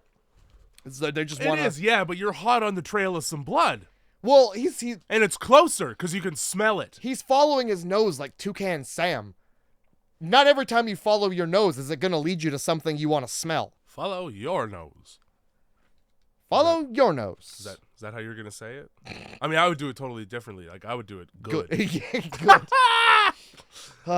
Good Lord.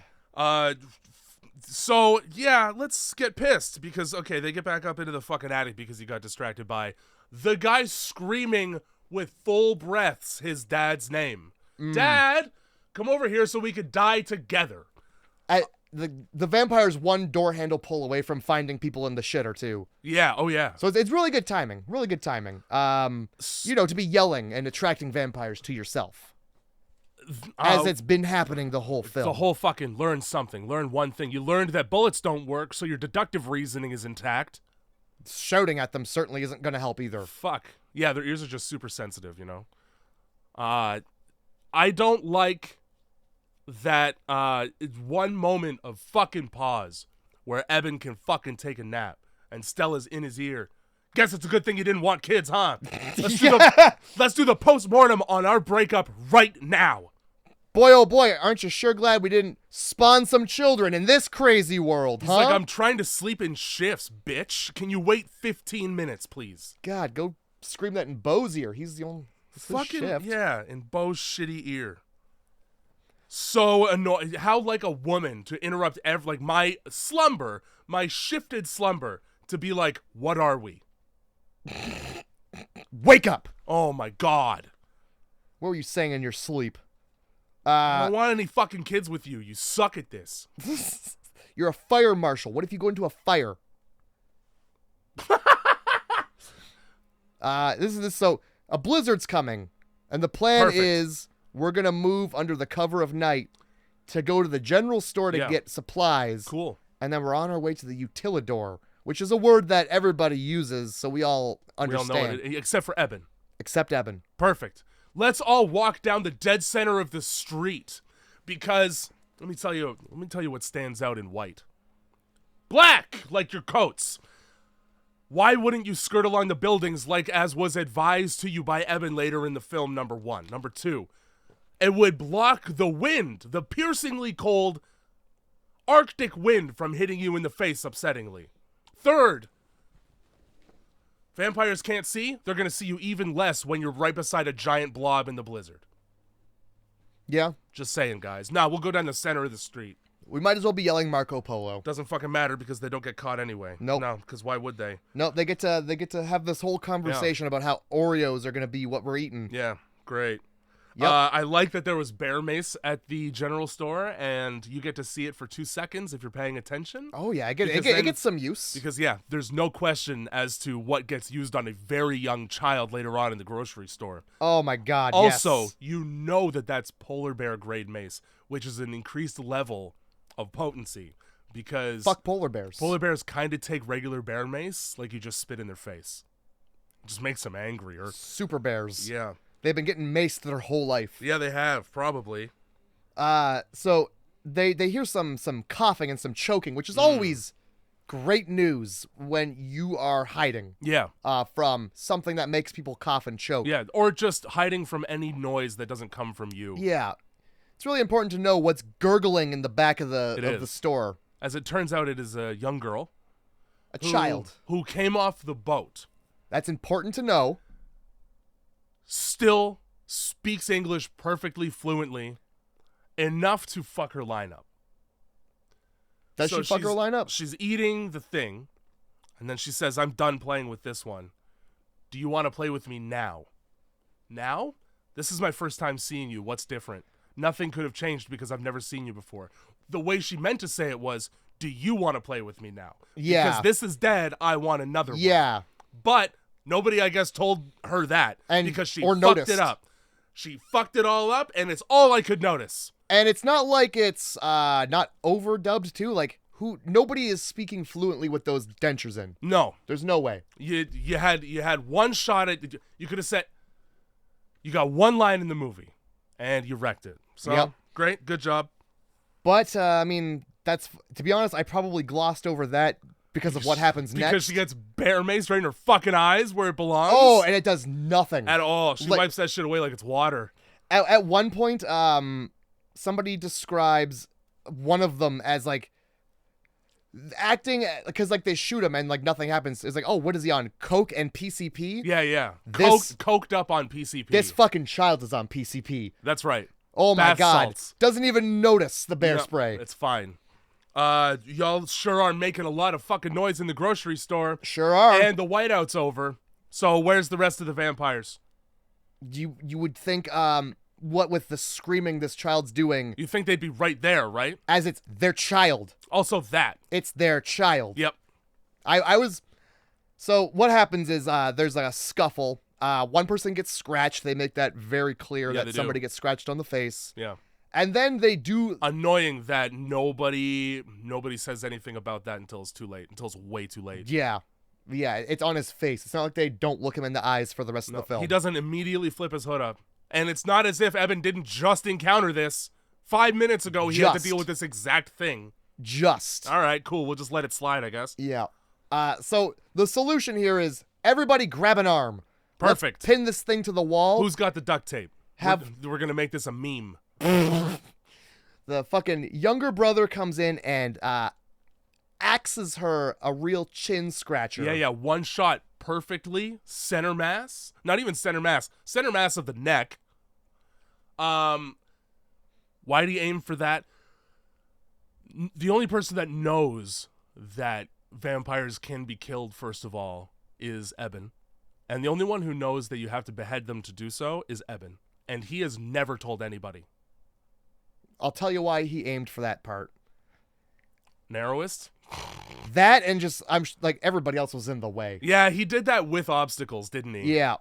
I would be surprised if he just didn't sink it right in her head. I would have. I mean, that would have been the go. Yeah.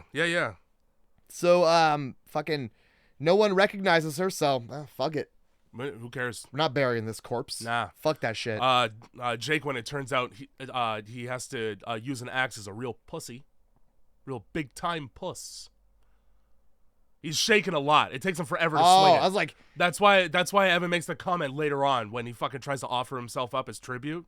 okay. I was like, he cut her fucking head off, man. That's Yeah. No, that one shot, that's all you get. So they're discussing the next parts of the plan, and once again, weed comes in handy. sure does. Because I got a bunch of UV lights that nobody's thought of until 18 days in. I got a bunch of UV lights that are just drying out some blown dandelions. Yeah. Some tall grass. Some plants that once had weed on them. I don't know where it went. Well, I'll tell you what. Jake's just going down there smoking it all, and Grandma just thinks that's what weed looks like. Hey, I got your, I did it for you. I trimmed it for you and everything, Grandma. There you go. God. Thank you so much. Why do my bones still hurt? You're not doing the weed good enough. You have to get in there and sit next to it, you know? I got rid of that smelly shit that just. Yeah, that's the gross stuff we put in the garbage. Yeah, I Grandma. promise. Now, where's the peanut butter? Oh, I sure hope that guy didn't eat all the Oreos at the store. Ah, Lord. Yeah, how the fuck were there even Oreos left when Grandma's got weed, right? The fuck? Telling me the only store in town has got a stock of Oreos? There's a couple people in town that have to know Grandma's got weed. Well, yeah. She smells like There's a lot of snacks at this grocery. The only grocery store within 50 miles of here is a lot of snacks. This old lady stinks. Of a very specific stink. It's not mothballs and bombs either. No. Good Lord. So that's the plan now. And let me tell you, if you're a naysayer at this stage of the game, you shut the fuck up, okay? Don't even ask what if it doesn't work. Fuck you if it doesn't work. How's that? Yeah. But Stella's response is even worse. It has to. And that convinces everybody in the store. It has to. On whose authority? Well, I'm the fire marshal. By that, okay, that's never fucking... All right, I'm going down to the convenience store right now and buying 2 lottery tickets because they're winners. Why? Well, they have to be. I said so, first of all. I said it is, so it must be. It has to be. There's no other way for it to be. So fuck that in movies. I'm just going to say that. Yeah, that's fine. Part of me, I'm just going to run to Grandma's. Yeah. I'm going to book it to Grandma's. Oh my God. Over the river and through the fucking woods, let me tell you. This... Okay. All right. So... Oh, let's go. Here's the plan. This is great. I am going to run to Grandma's. You guys head for the humidor, the utilidor. Yeah. Which it's going to be good and moist there. Stop calling it that. Yeah. Call it the big fucking crusher. Call it the crusher. Just say quarry. Say anything. A utilidor sounds like a dude in a big Spanish hat and a poncho and like a luchador mask. But also he's got a lot of like forks and superhero. He's like a Swiss Army knife superhero kind of guy. Worst superhero in Suicide Squad that dies early. He's a luchador. The utilidor. Yeah. He's like Inspector Gadget, but he wears a lucha mask. Yeah. He's got something for everyone. Exactly. No, it's a fucking weird shaped building that doesn't look at all like it's good for much, and it just sounds like a rocks, man. It honestly sounds like a crusher. walking machine. It sounds like those big German saws. You know what I'm saying? It sounds like that. Like it's gonna get up and move to the next place. It sure does. Get to the utilidor. We've got to drive it. The utilidor sounds like it's being piloted in Pacific Rim. Yes, exactly. Anyway, so this fucking guy. I'm just going to run to Grandma's. I'm going to make as much fucking sound as I can. Yep. Because I want the vampires to follow me. Here we go. So that I can get there. Yep. And we're going to use Grandma's UV lights that she's been growing her weed with. Yeah. To burn the vampires. So, let me just run to Grandma's house. Making as much noise as I can. Right. Because I have to get there. And we better fucking hope that generator fires up right away. Let me tell you. Number 1, you don't have to make a lick of noise on the way to Grandma's house. Why? Because when you get there, you're starting a generator. The loudest thing. The loudest thing in town, for sure. That's number 1. Number 2, don't you think it would have made more sense to wait to make noise by starting the generator so that you could get into the house and more than one light ready? That's number 2. Number 3, don't you think it makes more sense to start the generator before anybody leaves the attic so that the distraction has been guaranteed instead of hoping that people are going to hear you do your impression of the Blue Man Group downtown to Grandma's house?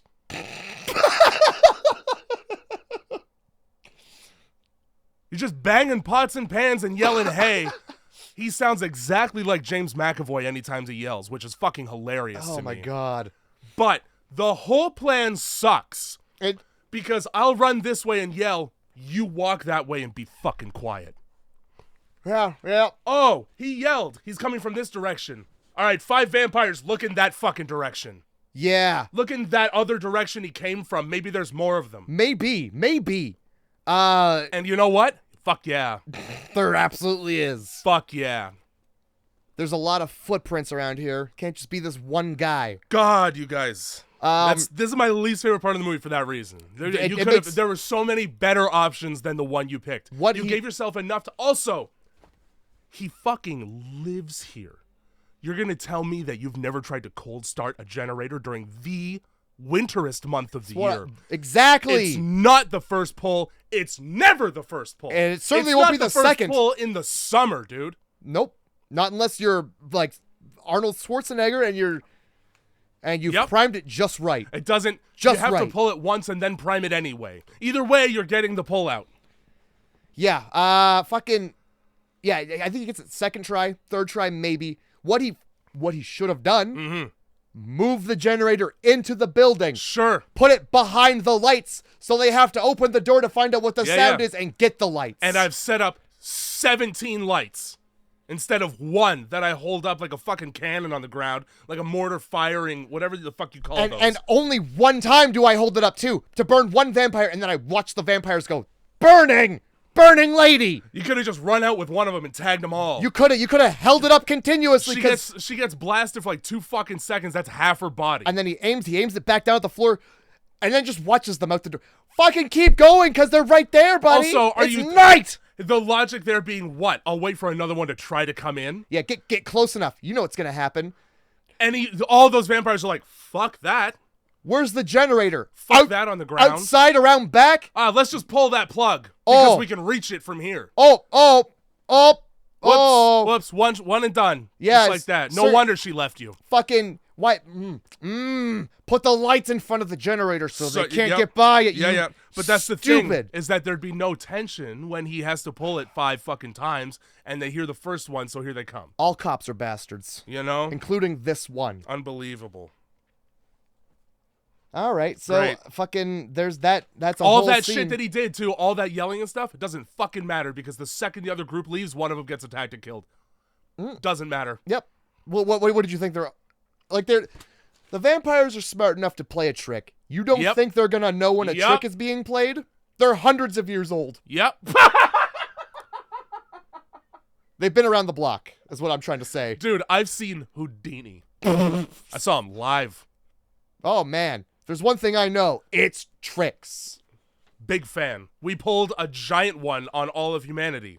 I was the guy We don't exist. I was the guy who punched Houdini. I did that. Yeah, because I could smell when his heart stopped beating for a second. Gave me a little boner. Gave me a little chub, and then the blood stopped flowing because I'm a vampire. I don't know why they stop at the sheriff's office. Well...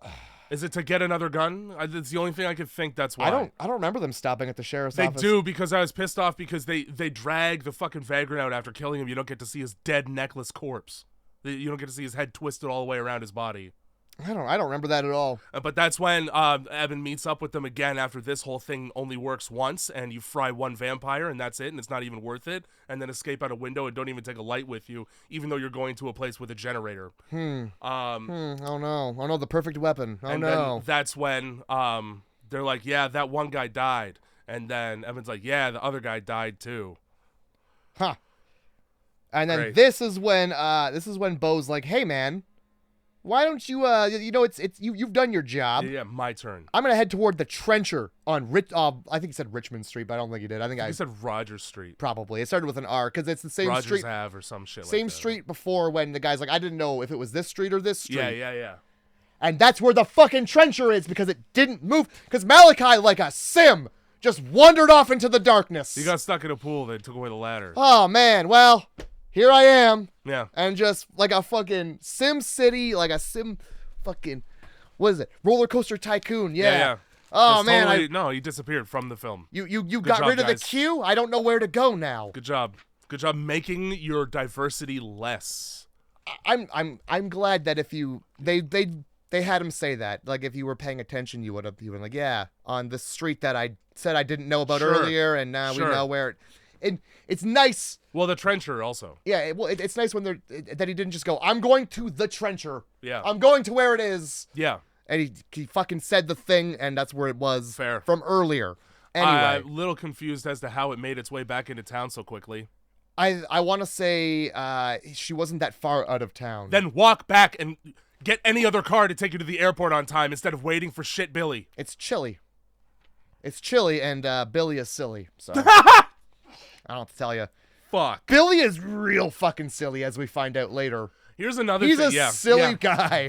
Billy, he sure is a silly Billy. Oh my god. All right? He's a fucking silly Billy.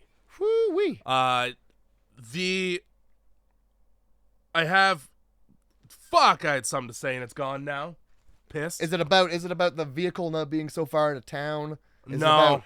Is it about just walking back to town and getting a ride? It's not that cold, asshole. Yeah. So fucking, he blasted in the fucking trencher. That's all that matters. He blasted in that thing. This trencher scene, like, it's fuck off, kick. We've already bang bang. Yep, we've described slicing it. him, dragging some, slams into the house. Really, if you're gonna watch this movie, just watch this part. Just watch this part of the movie. I didn't even write any. I wrote, Bo was Enjoy sick the of his scene. shitty KDR and just a massacre. Is what I Oh my wrote. god, it's so good. The flares in the box that he grabs, yeah, they're not TNT. That's the best part. It's a fucking box of flares. That's why he has them in the bear traps. But it explodes like TNT. So you might as well just call it that. That's fine. Here's my problem with this scene. I think we have the same problem. Okay, he smashes that thing into the thing, right? He sure does. He drives that trencher right into the hotel. He gets the blow-up box ready. He already knows that he's going to do that. His gun jams, so it increases the time, or decreases the time with which his final solution is going to be enacted. He drops a flare into that box and blows up the building. Now, he blows himself further into the house than he was before. Eben sees the explosion and goes, well, he's fucking dead, so I don't care anymore, and leaves. Two vampires that are on fire jump out of the house. Then, from a side window, Bo throws his own body through it. Lands, legs on fire, on his back. Cut to him on his stomach in the middle of the street crawling. Now, how did he get to the window? How is he still alive? Why are his legs no longer on fire? Big gust of wind. I forgot. Yeah, another blizzard got kicked up for half a second. It was blew the right Earth's out. birthday candle. He just blew out the bows. You can't tell me landing in the dirt like that was enough to put his legs out. There's no way. I'm not saying that. I'm saying, oops. However, nice, pretty satisfying head crush under a boot like yeah, that. I forget exactly what he said, but yeah, the leader walks up and just like puts his boot on his head, and he says he has like a little speech. He gets Nietzschean about it. He's like, when man encounters something they can't destroy, they destroy themselves instead. Something like that, and then just crunch. Yep. Bye. Just a little eggshell crunch. So bye. We actually had different problems with this scene, Jay. Mine was valid. Yours was valid. Bo gets out of this machine. The, I don't know, head vampire, I guess. It might have been any vampire. Comes on in. And Bo blows himself up. Yeah. Outside, there are a horde of vampires. That's right. Why did we not bring more vampires into the building to blow them up? Why is it worth blowing yourself up over one vampire? There's 30 other vampires. You probably could have taken them all out. Why? Why did you drive the most useful thing you have, the thing that kills vampires, and you pilot it so efficiently, honestly? Why did you drive that into the building, wrecking it? They couldn't even. They had a hard time breaking the glass of the cab. You could have just been in there for a minute. Like spin, do donuts. They're chasing him down the street. Turn around. It's got. I guarantee you, it's got that monster truck drive setting where two tires move one way on one side and two tires move the other way on the other. The Jeep, new Jeeps have yeah, that. Just fucking spin. Yeah, turn right around and get them. You have a like an oscillating saw on one end, and on the other end you have metal teeth and just a body flinging. Yeah, what are you doing? Just turn around. Why? Fuck. Why didn't have to sacrifice yourself? Super boring movie if they just stand there and wait for him to run out of diesel, though. Yeah. Super boring movie. Also, he's got all those oil drums in the back. The explosion would have blown him to pieces. Yeah. I mean, like, if you're going to blow yourself up, at least make it worth it. You should have ran out into the vampires. Yeah. Oh, yeah. With the box? You're going to kill just me? have the flare in your mouth. Yeah, exactly. Just dunk your head in like you're bobbing for bobs. Tie them to the strands of hair like dreadlocks. There you go. How's that? And just spin in a circle and wait to explode. Boom. But anyway, I mean, the head crush was fine. Yeah. I think they wanted to put the head crush in there. Yeah, they must have. Well, it's a whole exhibition of power thing. That's been his thing the whole time, you know? Mm-hmm. God. Pretty dramatic reveal of dude's family's death that we don't care about because it was a throwaway line at the beginning that he even had a family in the first place. That's right. They don't even dwell on it. Eben is like, hey, when are you going to bring the tribe up? When they find time. Cool. You could have just left it at that, you fucks. But no, it's obvious now, even though it should have been minutes prior, if not hours, that he's a vampire. And so let's have him stand up and do a monologue about the fact that his family was actually killed by a drunk driver. Why is it always when you lose your spouse and children in a movie, in an unexpected way, it's to a drunk driver? Every time. Every single time. Probably very common, easy to believe. Since 1980. My personal theory is that it's one of the few examples where there's no way that the victims of that are guilty of anything. Yeah. It's entirely the drunk driver's fault. It's like drunk driver or B&E gone wrong, you know? Yeah. 100%. Those are the two things you get. Yeah, it's never like they were at a nuclear bomb test and it didn't go good. They were on 3 Mile Island. Which, by the way, they've restarted. I know. Ain't that great? Entirely for Microsoft. Ayo! Just for Microsoft, Get everyone. them microchips. Microsoft goes, having a hard time sourcing all this nuclear power we need for microchips. Let's reactivate the melted reactor. How about they just go to Enron? Do you know what Enron's doing right now? Yeah. Why don't you just go to Fukushima and go, run it back? Enron is making nuclear reactors for the home. Perfect. Little Fallout. Fucking nuclear reactors that heat your home. We live in Fallout. That's great. Yep. Anyway, so yeah, Enron, the most trustworthy company on the planet, by the way. Spotless track records, like the Germans. Yeah. Oh boy. boy. Haven't been the bad guy one time. It's been long enough. I think they've forgotten. They've probably Enron's probably just like, do you think they've forgotten? The statute of limitations on that is probably way up, you know? Why don't you go out there and just say the word Enron and see if people get mad? Hey, whatever idea we come up with next can't be as bad as our last one. Which was what? Just taking money and just doing nothing? We're going to take the money, right?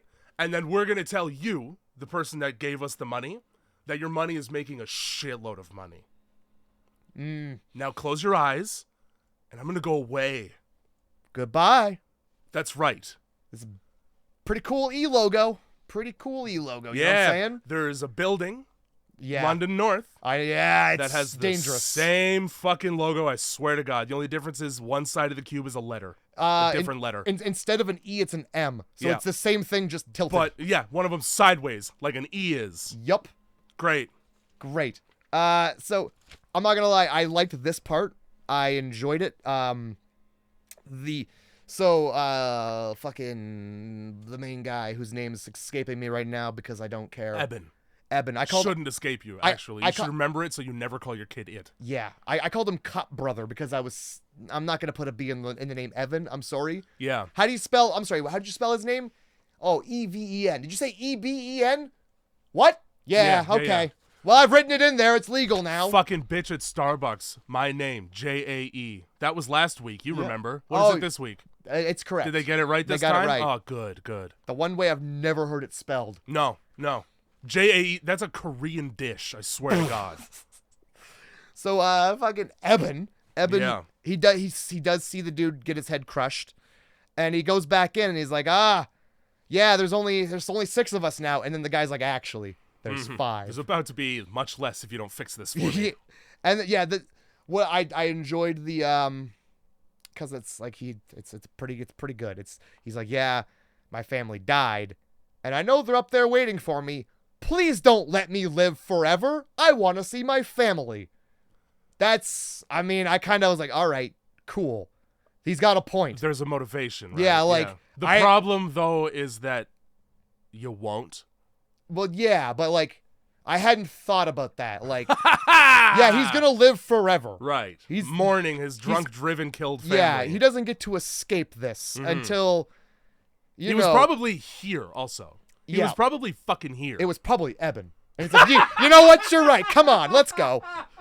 Nah, it's fucking Maurice. Eben really, at this point in the movie, did not care about killing just human beings anymore. Oh, yeah, he's already had to do it dude's once. like, please, and Eben's like, I mean, like, you asked nice. They always say the second time's easier. Stella's like, no, don't. And Eben's like, Stella, he said please. We all went to grade 1. We know. What kind of guy would I be, you know? Fucking comes out, motherfucker didn't say thank you. I like that, yeah, it's 2 swings and a thud. Oh, yeah, that's all it takes. You didn't have to add the head thud, but you did. Thank you. The axe slices through the meat. Sure does. Oh, my God. So, yeah, like, I enjoyed it. Just like, you know, here's your reason why you should kill me. It's not just that I need to die. Yeah. I want to die. Mm-hmm. Because... Again, who the fuck wants to live forever? In Alaska. Yeah. Where are you gonna go? No, you're not getting on a plane like that. Also, fucking Malachi was the drunk driver. He's historically the drunk driver at this point. Yo, he just finds another car afterward and plows into this guy's family. Like, that happened that night. Oh, fuck. They came in on the fucking last plane, just right out of the airport. Ah, fuck. That's why he's driving so fast back to Eben with the fucking... So happy to finally see Daddy again. Shit! Oh, damn. These fucking brakes. So, day 27, because we don't really... It doesn't... Who cares? Also, good. Thank you for not giving me day 1, 2, 3, 4, Oh, yeah. 5. Oh, yeah. Because I know what they're doing. Day 5. I understand completely. Yeah. They're shitting in a bucket, and then they're trying to pretend like they don't smell that. Yeah. It's been 27 days of peeping out a flap and going, boy, they're still there. I might be able to hold it all month. Boy, oh boy. Because the bucket's not in the attic for everyone's fucking best interest. That means that you got to leave the attic into danger in order to shit in the first place. Plus, it's cold. Plus, I don't know what your rations are like, but I can guarantee you whatever they're eating isn't making for solids. So it's loud. I think I'm good. You think the vampires smell your blood? Just your wait. Shit? Yeah. Oh boy, guess what? And they if there's smell blood your shit. in that, I mean, you're fucked. You're fucked. Wipe gently in a time of vampires. Worst Stephanie Meyer book. She crossed over with Anne Rice on that one. Or is it Anne Rule? I can never remember. Anne Rice. Okay, because one's she one does and one's the like other. the old school romance bullshits. Vampires, anyway. Yeah, vampire romance. Interview. Yeah. Yeah. Because, the other one is just true crime. Just regular old murders. Yeah. The other ones are fantasy murders. There's probably not even murders. It's probably like, and then the vampire did him in. Did him in, dude. Yeah, you know that phrase is in seduced him into the night and sucked on his no jugular suck. No suck. suck. No, that's too brutal for that time period. He just nipped him. Just nipped him good. Got he nipped. Drew from the reservoir. The reservoir of life. Yes. Christ. Anne Rice wrote that for sure. God damn. So yeah, day 27. Eben gets to the fucking utilidor, right? No. Oh no, sorry. Quite. There's Morse code coming on the 27th day for the first time from Billy's house. Yeah, Billy, who's just been across the street this entire time. Yeah, well, silly Billy. The thing is, though, he's been preoccupied. He has been pretty busy. When they go there, it's the 28 days later shit, where it's just a bed with sheet covering, body-shaped things. Yes. And then we have to figure out that they are indeed bodies. Now, I like Billy's commitment. Marriage. 2 kids worth of marriage. Yup. It's been a while. Been a long marriage. Some screams outside? Fuck it. Kill us all. Oh I my will God. kill us all for them. Yup. Bang, bang, bang. I didn't want them to die like the rest. Now, I tried to do myself too, but the gun jammed. Hey, man, try again. what I Unjam it. unjam Give it another shot, literally. It unjams. Yes. It's a gun. It takes a bit, but it will. You're a cop. You know how to operate. I would hope. One. Damn it. It's a revolver. Let me just manually spin the barrel. Let me pull the hammer back myself. Then. Yeah. Fine. Now, when I watched this, I had to go back and rewatch the scene a second time because I had to figure out why Eben got so pissed off when he realized what had happened. I had thought I had heard the screams of them being attacked. Oh. So I just put them out and I was like, you know what? Me too then. Yeah. No, he did it. He did it the second there was trouble. Yeah. The second anything went wrong, he killed his whole family. Perfect. Just at the first sight. Mm-hmm. The first sound of trouble. Didn't even see the vampires. What if vampires have like a 7-hour lifespan, you know? What if It's like the end of The Mist, dude. 6:59, all the vampires die. He's like, fuck. What if they just went away after that? Yeah. It's like, oh, that's all we needed, actually. Back on the boat. What if you have to live with that for the rest of your life because you do? You sure fucking do. Good one, Billy. Better be a short one. That's what I'm saying. Just put another bullet in, man. Not good for anyone. You killed your family and you were... Why did you not just kill yourself? You're telling me 3 gunshots? Vampires didn't hear that right outside? 5 gunshots. No, you're right. They're just... Well, okay, 4. 4 in a jam, so 3. Yeah. Because he doesn't have resolve enough to try a second time. You're correct. Sorry, I had counted more bodies under the sheets, but I think I was just seeing lumps, pillow lumps that, if you look closely, are breathing also. Just a heads up. Well, it's pretty expensive to get mannequins. It's pretty expensive to just put pillows under the sheets like they do in any movie where people escape from jail. It fools the police officers.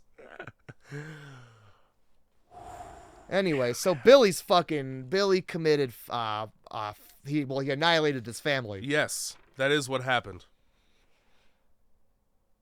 And yeah. Well, that's it. They go back, and you got to carry somebody as they're sobbing back to that's just going to slow everybody down. Leave him out there. He wants to die anyway. He tried to do it once already. Yeah, the first sign of trouble. And he goes, I didn't want to be alone. Well, you deserve to be. Yeah, buddy, you weren't alone. You had 3 family members. Yeah. You were fine. You know? You were in there with the stink and the corpse. It's been 27 days. How you got 3 more, man.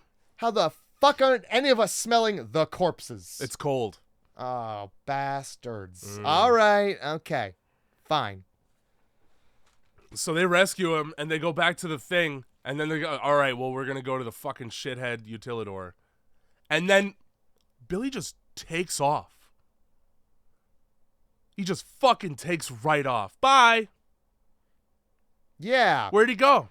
Yeah, they separate for some reason. I think like they're walking with them. They're trying to do the utilidor run thing, I think, and I think a vampire. Separates. Yeah. They fucking drag him underneath the house, and the kid shows up, and nobody's learned that the vampires do decoys. Yeah. So Stella ruins everybody's chances. Sure does. Of survival by not remembering that decoys exist and going to get the child Eben already said he didn't want. And then he leaves them. And then he goes by himself to the utilidor. That's right. Learn a fucking lesson, Stella.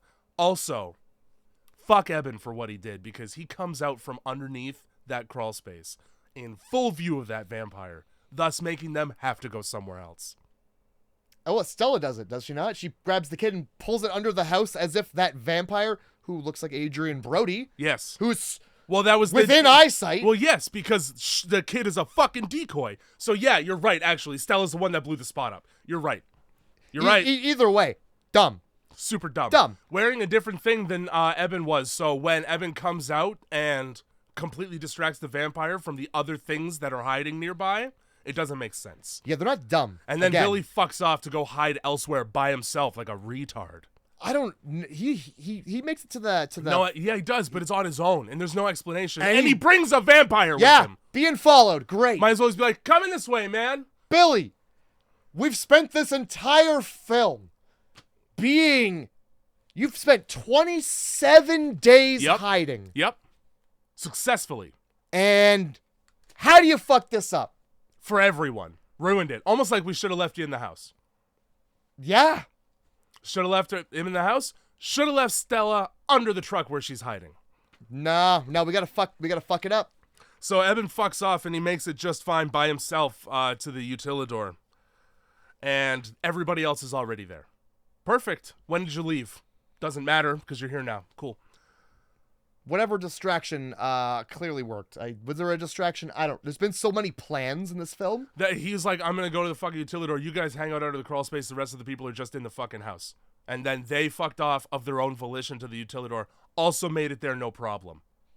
Sweet. Miraculous. Yep. It's all good. So good. So good. Yeah, shortly after that, I didn't write anything. Aside from the fact that Eben totally blows up Stella's hiding spot by radioing to her, knowing full well that all you need to do over the radio is press the button and it transmits.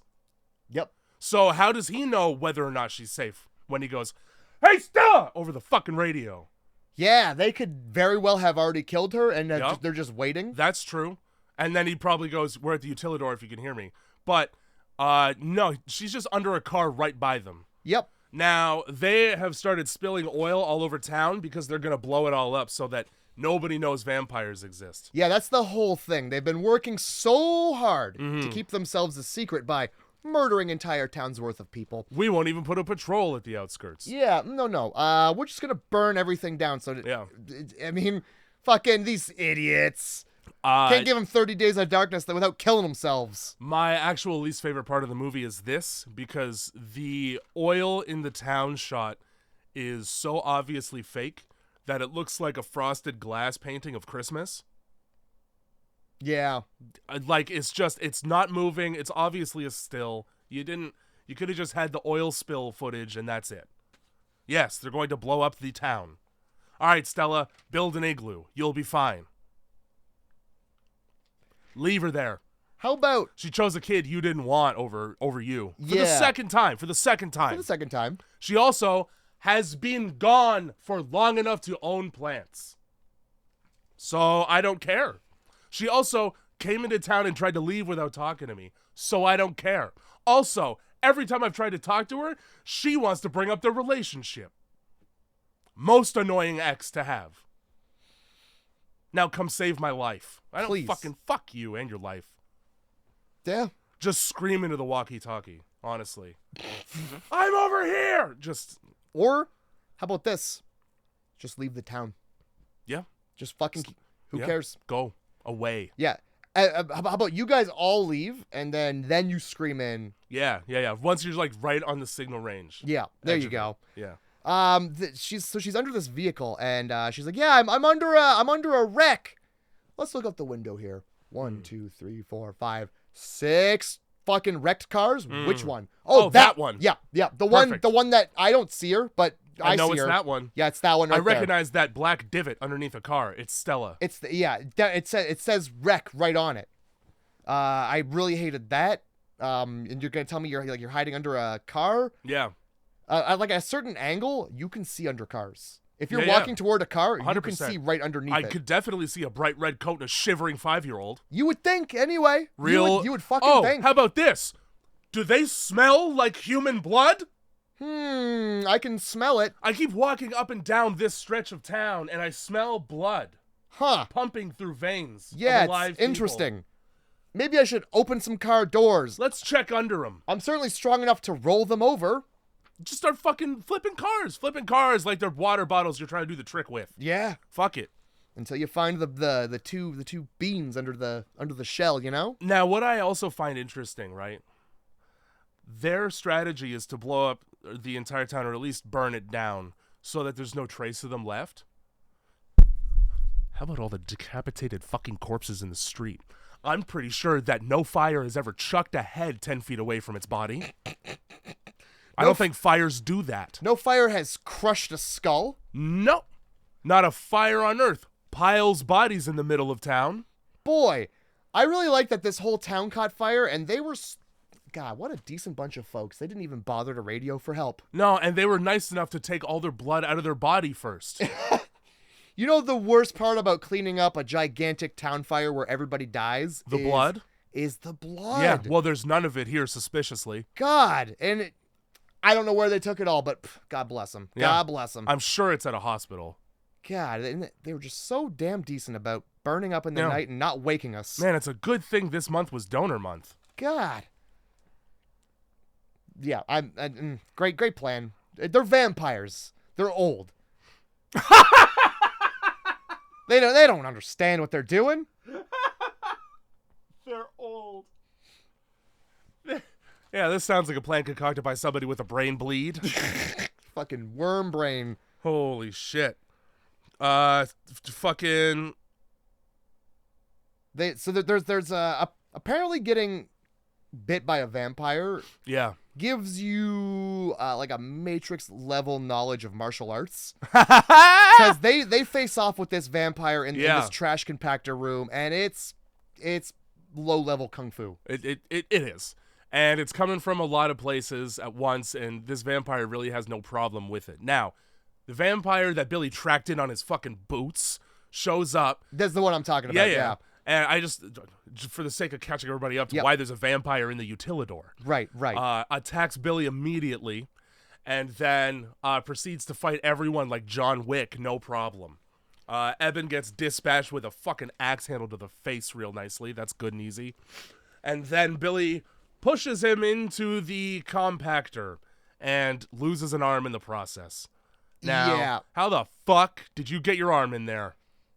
Unless he grabbed it and pulled it in, but he didn't, because you get to see the vampire fall from the top and get splattered, and there's no Billy in the shot at all. As well, had he grabbed his arm and pulled him in, the rest of Billy would have went right with it. 100%.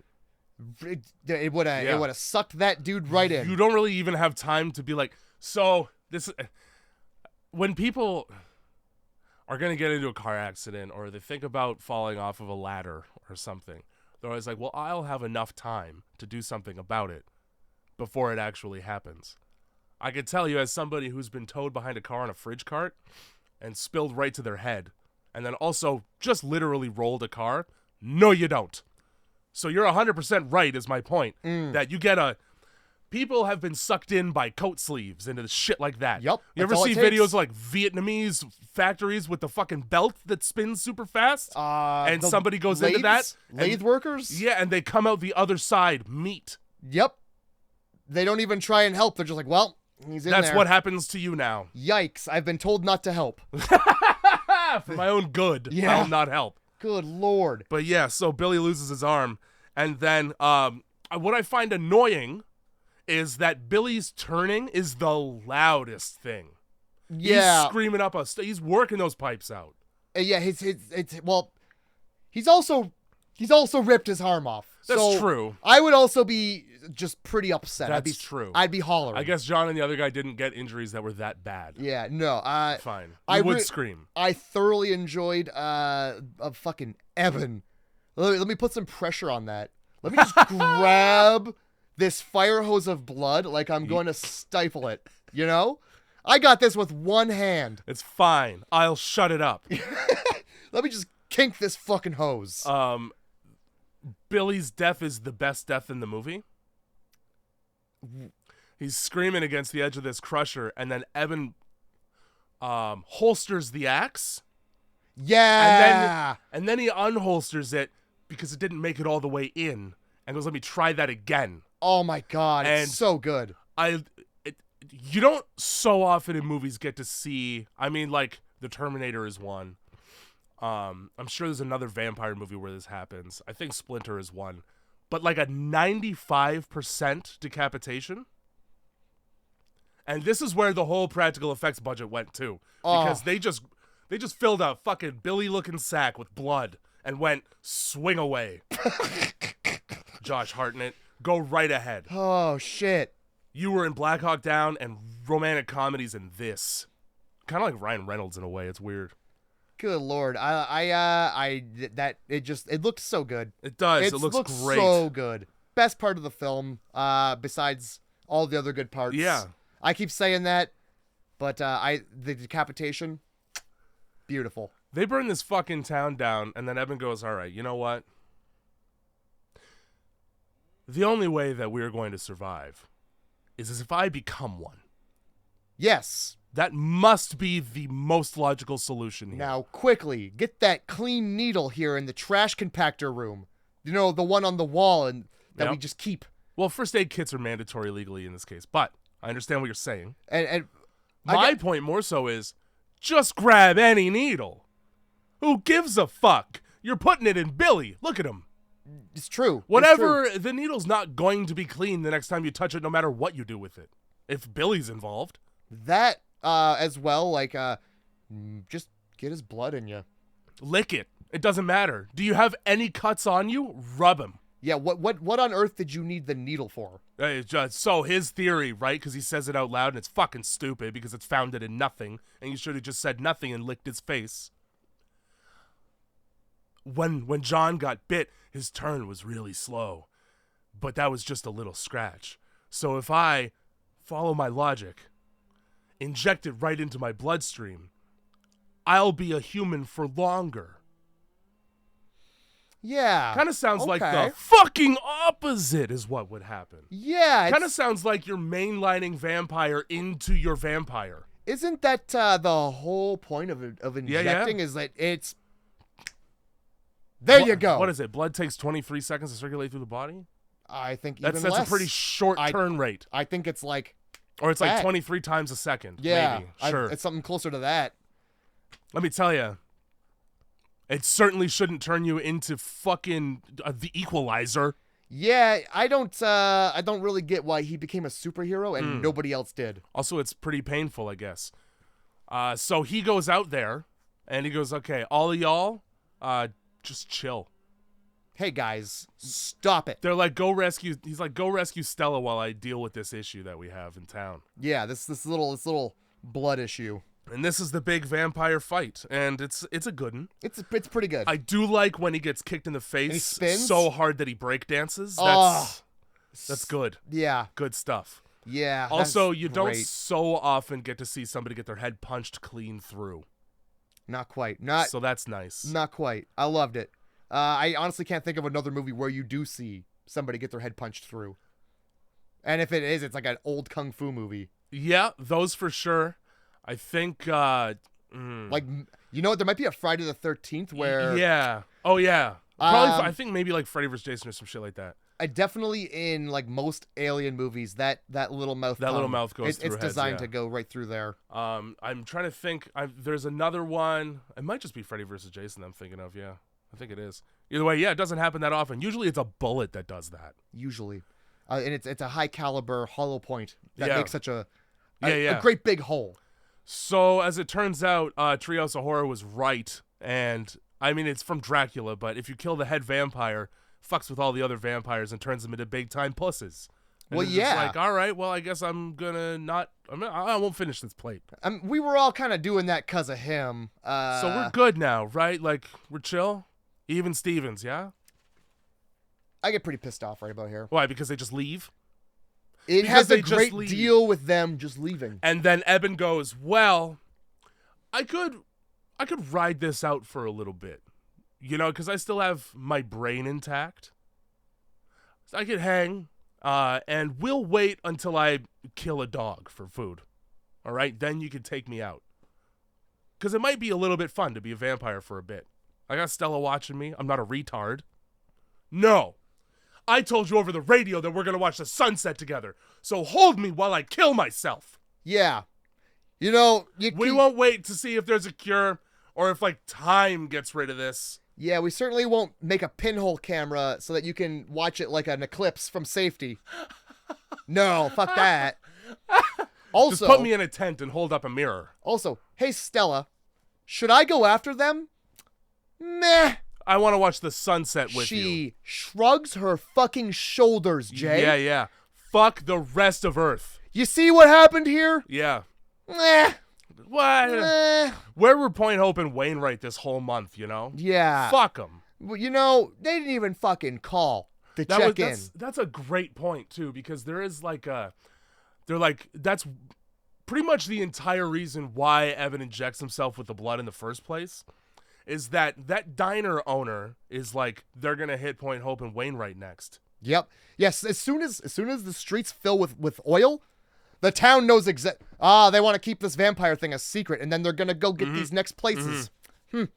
I'd better die to stop that from happening, and then not even stop it from happening. I better do not even half the job. I better quarter ass this one. Honestly, I'm going to do the bare minimum, because he didn't know killing the head vampire was going to do anything. He just chose a guy out front and decided to fight him. Yep. That's really exactly what happened.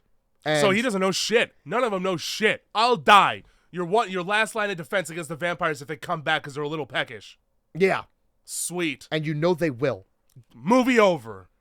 Movie fucking over. They watch the sunset, he turns to ash, and then she doesn't blow his head like a dandelion. How dare you not? I got so mad, I'm like, I just want to go, and just turn to dust. You would. Oh, fuck. Otherwise it gets on you. That's person. Yep. That I loved. Also, like, she's just pissed, and that's the end of the movie. The end of the movie is her being so pissed she has to take a nap sitting up. Fuck. 30 Days a Night. 30 Days of Night. Despite everything I said, though, 8.5. All those things I said. 8.5. 8.5, huh? How entertaining of a movie. And dude. Jason X got what? Got not that. 6, I think. Huh. I think a 6. Boy, you need to recalibrate. Let me just. I gave it a 7. I liked it. Yeah. Cool deaths. It started as a 7.5, and I was like, that doesn't do it justice. Well, it started quite higher, and then like the trencher got crashed, and and Bobby exploded himself for fucking no reason. Now, I'm in the camp of the trencher had to go sometime. It did, because that's the Achilles heel of the vampires, obviously. It did have to go. However, it doesn't matter if you kill them or not. They're not useful if they're in half. It's true. But you could have used it more. It's true. It wasn't out of gas. It could have kept going. You get to see the fucking thing 3 times, and one of them it causes more problems than it solves at the very beginning. Mm-hmm. Fuck. It had that dude gone on just a little more of a killdozer rampage. Dog, it would have been so good. Yeah. It was the child getting pinned to the wall and decapitated, and there was another pretty decent kill that I enjoyed. Yeah. Well, probably Billy. Yeah, that is it. It must have been Billy. I mean, that's top tier decapitation right there. It is. That's the film.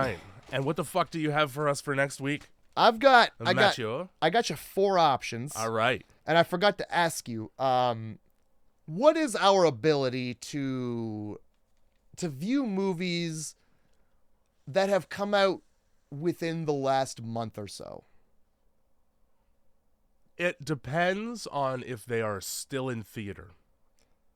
Then I'm gonna go ahead and I'm adjusting this up here. I will not, unless you literally want to go to the theater and tell the usher to pause the movie. No. It was in theaters last month. We're not going to. It's right on the fence of whether or not I can get it. I don't want you to pick it and then us not. We'll have to watch a fucking theater rip of a film. I leave. Oh my god! In the middle of my own podcast, popcorn crunching. The 2 people who are babies screaming, you know? Yeah, a person in front whispering to the person they came with, is that guy fucking filming? Hey. Is he serious? Are you fucked? Are you kidding me, dude? Previews, you know? Save my seat, I gotta take a shit. You know, just one of those. If you're getting some popcorn, reach to the bottom. Hey, do you mind if I just walk by you? I have to take a shit.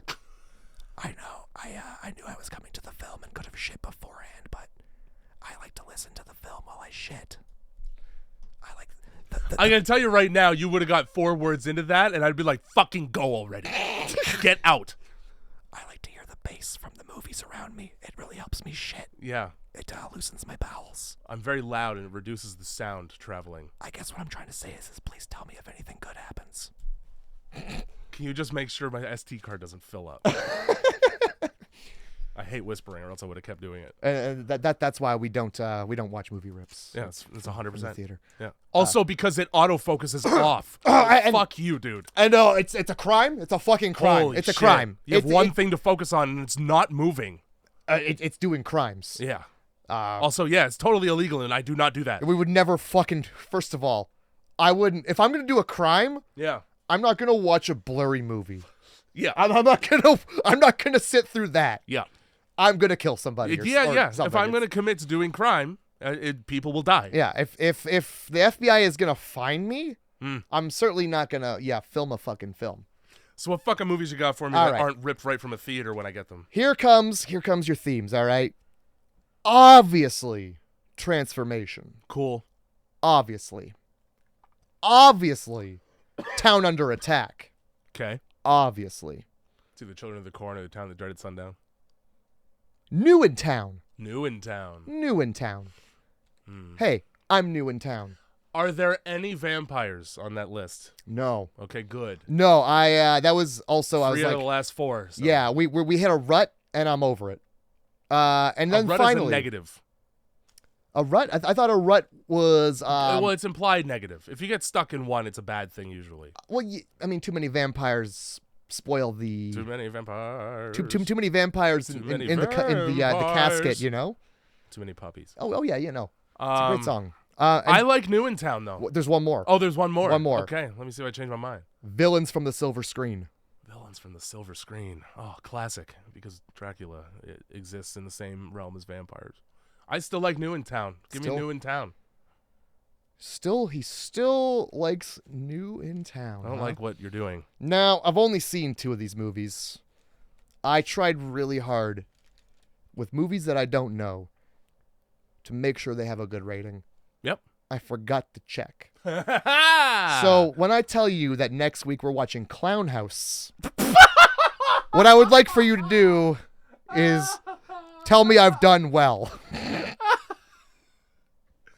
No. You haven't. Fuck. I need to hear the rest of these before my next statement. All right. Well, look, your next statement is gonna be angry. Transformation, Tusk. Pissed. Town Under Attack, The Mist. And you mentioned it earlier, so I was like, uh-oh. You might know this. You might get this. Villains from the Silver Screen is a movie called Were, W-E-R. Werewolves. Yeah. Okay. And the movie that it's literally called Werewolves from last year. Oh. It came out on December 6th, so I was like, I'm not sure if that's... Just started seeing the trailers for that like a month and a half ago, so there's no way I'd get it. You're thinking of Wolfman. Sure. 2 different films. Here's the thing. We've had a Wolfman once every 4 years for 70 years, so I can't tell. Here's the thing. Not scary. I'm sorry. That might have scared my grandfather. Vampires, werewolves, the creature from the Black Lagoon, the Invisible Man, Universal. I see what you're trying to do. Yeah. I get it. You want your own little universe. Well, don't forget, then, The Mummy. That is also there. It's right there. Morbius.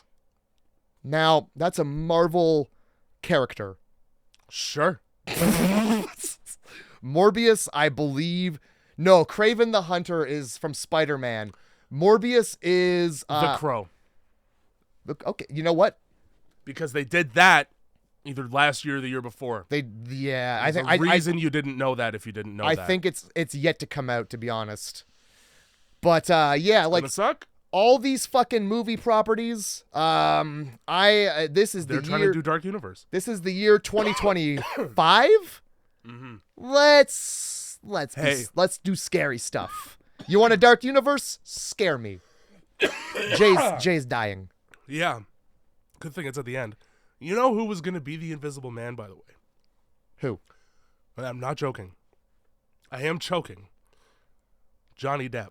I'm dead serious. I think I remember that. Because I remember the poster after The Mummy came out, And I think there had been a Wolfman like 2 years prior to that. I could be wrong. But it was The List, and they had Johnny Depp right on there. I do remember that. Fucking man. I did watch The Invisible Man. Here's the thing. They basically redid The League of Extraordinary Gentlemen without the Nautilus guy. did. They basically did Hollow Man. Yeah. Without Kevin Bacon. Well, I'm okay with that. Because I bet you in the Johnny Depp one, nobody trucks a dog against a crate wall in infrared. I bet you I don't have to see that a second time. You know, if we're going to go there... Explodes a dog. In the type of filming where the blood and guts are more brightly lit than anything else. Well, I'll tell you what, Jay. If we're going there, we're going to talk about Jeff Goldblum smashing a monkey dog to death in The Fly. That does happen. But in defense of the monkey dog, or in defense of Jeff Goldblum, that's an abomination. In Hollow Man, it's just a dog. Just a dog he didn't like that day. He also commits a fucking rape. So... All right. So... It's a bad movie, Hollow Man. There's only one good part of that movie, and it's when he's in the car with the bandages and the kid is looking at him through the window. So he fucking pulls his glasses up so the kid can see his no eyes, and he opens his empty mouth. Yeah, I'll tell you what. I think the guy who did Hollow Man, he's like, look, I just saw this movie. It's called The Invisible Man. Now, what if he raped? Because that does not happen in The Invisible Man. There's no way that doesn't. There's no way. It doesn't. You couldn't have that in there back then. Yeah, oh yeah, no. You right to jail. Right to jail. Right to the center of town jail. With the stocks and you get tomatoes. Let's be honest. It would be right in the film, and nobody would bat an eye. They'd be like, "That's life. That's life." back now, that happens. I saw 3 of those happen yesterday. Christ. No, they would definitely drag you into the town square because that was real. String your ass up. Can't believe you'd filmed that real thing and beat you to death. And we could stage it, but we could just do a real one. What's gonna happen? I mean, they did cut that turtle up. I mean, if the woman's too upset about it, we put her in the place where she gets vibrated, whether she likes it or not. That's right. This is all period accurate information. I'm saying. Yeah. What you're saying is when she's got her hysteria. Yeah. Her hysteria. You're telling me she didn't like it? Well, let's put her in the box with all the vibrating toys until she figures it out. Until she comes herself into a stupor. Yeah. Until she... God, what's the word I'm looking for? Until she comes... I don't know. I had a thing and it's gone. She comes herself hoarse? There's so many. Till she comes herself right? I don't know. Till she comes herself... Sane. Sure. We'll leave it at that. Yeah. How's that for you? Should definitely leave it. Grindhouse Movie Club, everyone. Boy, that was... DarkRoseCult.com. 4 fucking hours later. Congratulations, everybody.